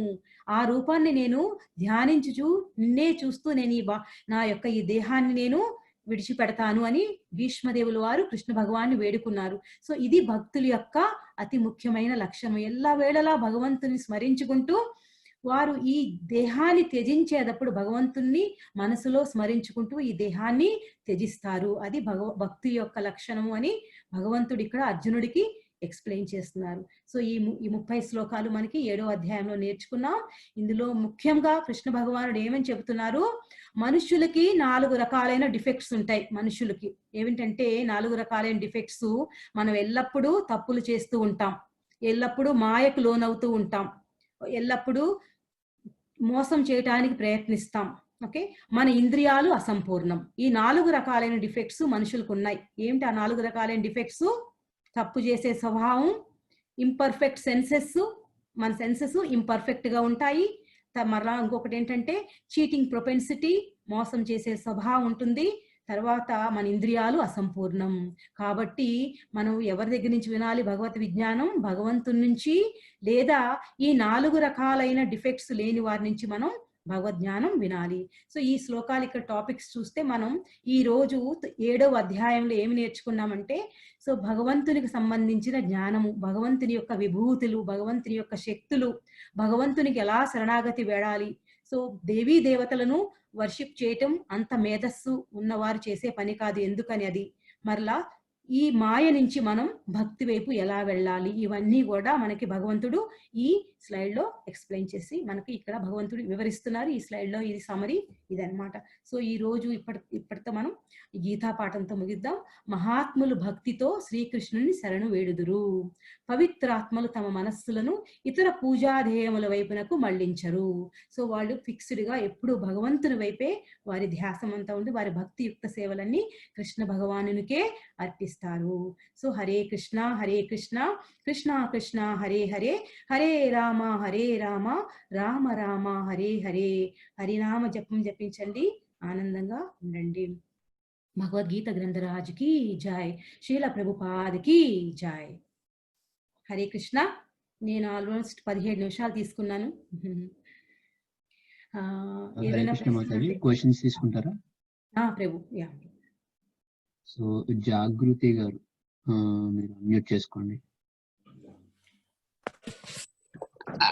హరే కృష్ణ మాతాజీ. జాగృతి మాతాజీ హరే కృష్ణ. చెప్పండి మాతాజీ. మాతాజీ మీరు ABCD చెప్పారు కదండి, ప్రభుపాదుల వారు చెప్పింది. దాంట్లో అసోసియేట్ బుక్స్ చాట్ అయింది. డి అంటే మాతాజీ అప్పుడు సౌండ్ సరిగా రాలేదు నాకు. డి అంటే డయట్ మాతాజీ. డయట్ అంటే ప్రసాదం, మనం తినేది. అది నైవేద్యం పెట్టి తినాలి, అది ఉంది. ఆ డైట్ అనేది వినపడలేదు. అదే మాతాజీ చెప్పింది. థ్యాంక్ యూ మాతాజీ, చాలా బాగా చెప్పారు, నాకు చాలా హ్యాపీగా ఉంది మాతాజీ. Thank you Mataji. ప్రతిరోజు రావండి మాతాజీ, మీతో పాటు మిగతా వాళ్ళకి కూడా చెప్పండి ప్రోగ్రామ్ గురించి. Thank you Mataji. హరే కృష్ణ. మాతాజీ ఒకసారి మీరు చాలా మంది దగ్గర భగవద్గీత చాలా వర్షన్స్ లో ఉన్నాయి. సో మీరు ఒకసారి ఏ భగవద్గీత చదివితే బెటర్ అనేది ఒకసారి ఎక్స్ప్లెయిన్ చేయండి అందరికి. ప్రభు మీ దగ్గర మాతాజీ, మీ దగ్గర భగవద్గీత, నేను భగవద్గీత చూపిస్తాను, మీరు కనిపిస్తుందేమో చూడండి ప్రభు. ఈ పిక్చర్ చూసి భగవద్గీత చాలా కొంతమంది దగ్గర చూశాను. భగవద్గీత యథాతథము వెనకాల ప్రభుపాదుల వారు ఉంటుంది, వ్యాఖ్యానం చేశారు. సో భగవద్గీత భగవంతుడి నుంచి స్వయంగా పలకబడింది. దీనికి భాష్యాన్ని పరమ భక్తుడైన శ్రీల ప్రభుపాదుల వారు రాశారు, భాష్యం రాశారు. అంటే మనకి శ్లోకం అర్థం కాదు కదా సంస్కృతంలో. సో ఆ సంస్కృత శ్లోకానికి శ్రీల ప్రభుపాదుల వారు విశదీకరించారన్నమాట. చాలా చక్కగా చిన్న చిన్న పదాలతో, ఈజీ పదాలతో మనకు అర్థమయ్యేటట్టు ఎక్స్ప్లెయిన్ చేశారు. అందుకని ఈ భగవద్గీతని కొనడానికి ప్రయత్నించండి. దగ్గరలో ఉన్న ఇస్కాన్ గుడికి వెళ్ళినప్పుడు భగవద్గీతని కొనడానికి ప్రయత్నించండి. మనకి అన్ఫార్చునేట్ గా తెలుగు భగవద్గీత వెబ్సైట్ లో లేదు, దాన్ని రిమూవ్ చేసేసారు ఎందుకనో రీజనల్ లాంగ్వేజెస్ లో. సో కాబట్టి ఈసారి ఎప్పుడైనా ఇస్కాన్ గుడికి వెళ్ళటం కనుక అంటే భగవద్గీతని, లేదా మీరు ఆన్లైన్ లో కూడా మీరు తెప్పించుకోవచ్చు. ప్రభు ఇంకేదైనా క్వశ్చన్స్ ఉంటే హ్యాండ్ రైజ్ చేయండి, ఇంకొక 5 minutes తీసుకుందాం మీ అందరికీ. ఓకే అయితే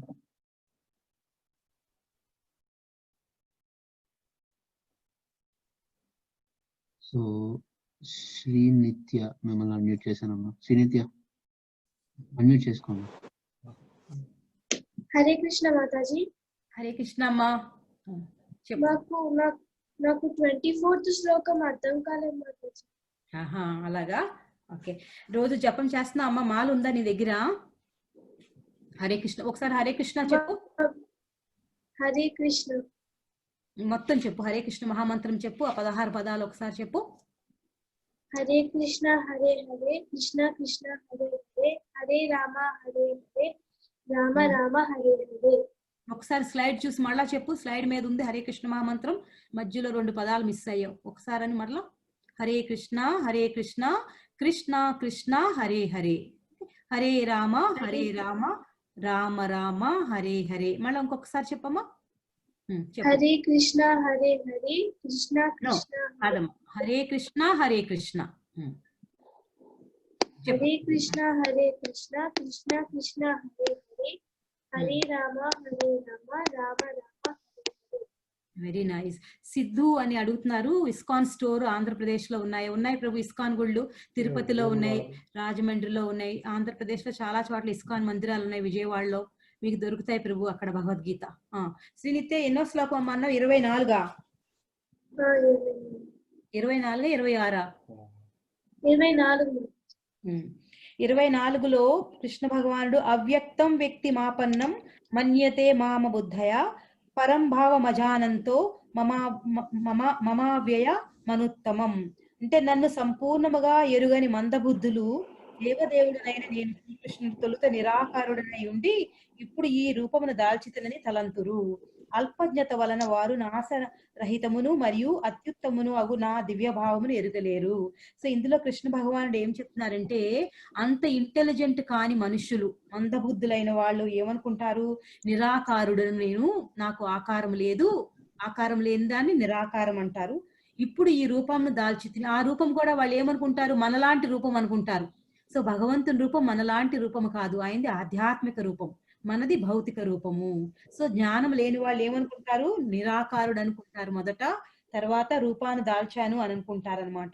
సో వాళ్ళలో జ్ఞానం లేకపోవటం వల్ల భగవంతుడికి నాశనము కారు, భగవంతుడు అత్యుత్తముడు, ఆయన యొక్క దివ్య భావనను వాళ్ళు వెరగలేరు. ఎందుకంటే వాళ్ళు ఇంటెలిజెన్స్ తక్కువ ఉండటం వల్ల ఈ భావంతో ఉంటారు. సో అటువంటి వారికి నన్ను తెలుసుకోవడం చాలా కష్టము అని చెప్తున్నారు కృష్ణ భగవానుడు. లాస్ట్ లో ప్రశ్నలు ఉన్నాయి, ఇవి మీకు క్విజ్ కు ఉపయోగపడతాయి. పోల్ పెడతారు ప్రభు, ఆన్సర్ చేయండి. ఈ రోజు మీరు నేర్చుకున్నవన్నీ మీరు స్క్రోల్ చేసుకోవచ్చు. 5 క్వశ్చన్స్ ఉన్నాయి. మీకు చెప్పాను అసంపూర్ణమైన వారు, 4 రకాలైన డిఫెక్ట్స్ ఉంటాయి మనుషుల్లో అని చెప్పారు కదా, చూడండి. మనం ప్యారల్ గా క్వశ్చన్స్ కూడా తీసుకుందాం. అవును ప్రభు, అడగమనండి ప్రభు. అశ్విన్ కుమార్ గారు అన్మ్యూట్ చేసుకోండి. అశ్విన్ కుమార్ గారు అన్మ్యూట్ చేసుకోండి.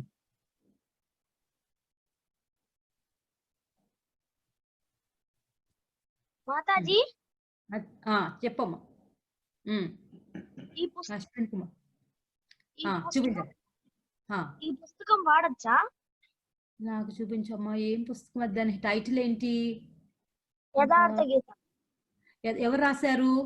ఇది కాదు నాన్న, భగవద్గీత యథాతథం అని ఉంటుంది. నేను చూపించా కదా ఇందాక, ఆ భగవద్గీత చదవండి. ఆ భగవద్గీత చదవడానికి ప్రయత్నించండి, సరేనా? మాతాజీ ఒకసారి మీరు ఫస్ట్ పేజ్ ప్రిఫేస్ లో మన ప్రభుపాద వాళ్ళ గురించి ఉంటుంది, ఒకసారి చెప్పండి అందరికి. సో మీరు భగవద్గీత అనగానే ఇక్కడ కింద రాసి ఉంటది అనమాట, అంతర్జాతీయ కృష్ణ చైతన్య సంఘం. ఇక్కడ భగవద్గీత కింద రాసి ఉంటుంది యథాతథం అని ఉంటుంది. ఓకే, ఇక్కడ ఫస్ట్ అధ్యాయం మీరు చూస్తే ఇక్కడ భక్తి వేదాంత, ఇవన్నీ ఇది పుస్తకం భగవద్గీత యొక్క ఇంట్రొడక్షన్ ఉంటుంది. వెనకాల కూడా మీకు ఇక్కడ ప్రభుపాదుల వారి బొమ్మ కనిపిస్తుంది. మీరు రోజు చూస్తున్నారు కదా, ఫస్ట్ స్లైడ్ మనం ప్రభుపాదుల వారి స్లైడ్ తో స్టార్ట్ చేస్తాం ఇక్కడ. సో ఇది మీరు చదవాల్సిన పుస్తకం, ఇది మీరు కొనుక్కోవాల్సిన భగవద్గీత. ఏ ఇస్కాన్ గుడికి వెళ్ళినా మీకు ఈ భగవద్గీత దొరుకుద్ది. ఇంకెవరికైనా ఉన్నాయి ప్రభు ప్రశ్నలు? సీత గారు అన్మ్యూట్ చేశాను. మీ సీత గారు అన్మ్యూట్ చేశాను. హరే కృష్ణ మాతాజీ. మాతాజీ హరే కృష్ణ, చెప్పండి మాతాజీ. అందరికంటే ఎక్కువ హైయెస్ట్ స్థాయిలో ఉండేది మణిద్వీపంలో ఉండే అమ్మవారు అని అంటారు కదా. ఎవరు చెప్పారు మాతాజీ? అంటే ఎక్కడో చదివాను మాతాజీ. భగవద్గీతలో లేదు కదా మాతాజీ. మనం ఏ పని చేసినా శాస్త్రానుసారం చేయాలి. శాస్త్రానుసారం మనకి ఉన్న శాస్త్రము భగవద్గీత. భగవద్గీతని మించింది ఇంకొకటి లేదు. ఎందుకంటే భగవంతుడు స్వయంగా పలికింది, అంతే కదా. ఈ సృష్టించింది భగవంతుడే, మనల్ని సృష్టించింది భగవంతుడే. అన్నిటికన్నా హైయెస్ట్ అథారిటీ భగవంతుడు. ఆ భగవంతుడు చెప్పిన గీత ఎవరు చెప్పారు? శ్రీకృష్ణ భగవానుడు. సో భగవద్గీత అనుసారం ఏ ఉందో అది మనం తప్పకుండా ఫాలో అవ్వాలి. రకరకాల వాళ్ళ ఊహాకి అనుగుణంగా కానీ వాళ్ళు చదువుకొని కొంచెం ఏదో శాస్త్రాలు వాళ్ళు తెలిసింది చెప్తారు. కానీ మనం మాత్రం అథెంటిక్ గా అథారిటేటివ్ గా భగవంతుడు ఏం చెబుతున్నాడు అది తెలుసుకుని మాతాజీ మనం గనక ముందుకు వెళ్తే మనం తప్పకుండా ఈ భక్తి సాధనలో ముందుకు వెళ్ళగలం అన్నమాట. సో కృష్ణ భగవానుడు భగవద్గీతలో ఏం చెప్పారు అవే మనకి ఇన్స్ట్రక్షన్స్, అవి ఫాలో అయితే చాలు మాతాజీ. అందుకే చెప్పారు కదా కృష్ణ భగవానుడు అల్పజ్ఞులైన వారు, అల్ప మేధస్సులైన వారు, మూఢులు, ఇట్లాంటి ఎగ్జాంపుల్స్ కృష్ణ భగవానుడే స్వయంగా ఉపయోగించారనమాట ఇటువంటి పదాలు. సరేనా మాతాజీ? ఓకే, మనకి భక్తి వేరే అన్య దేవతల వైపు ఉన్నా దాని వల్ల నష్టం లేదు మాతాజీ. మొదట్లో కష్టం అనిపించవచ్చు, కానీ హరినామ జపం చేయండి మాతాజీ. హరే కృష్ణ మహామంత్రం జపం చేయండి. ప్రతిరోజు జపం చేయడానికి ప్రయత్నించండి. హరినామ జపం చేయటం వల్ల మన మనసు శుద్ధమై మనకి చాలా క్లియర్ గా ప్రతిదీ అర్థమవుద్ది. సో ఏ పని చేసినా మీరు ఎవరిని వర్షిప్ చేసినా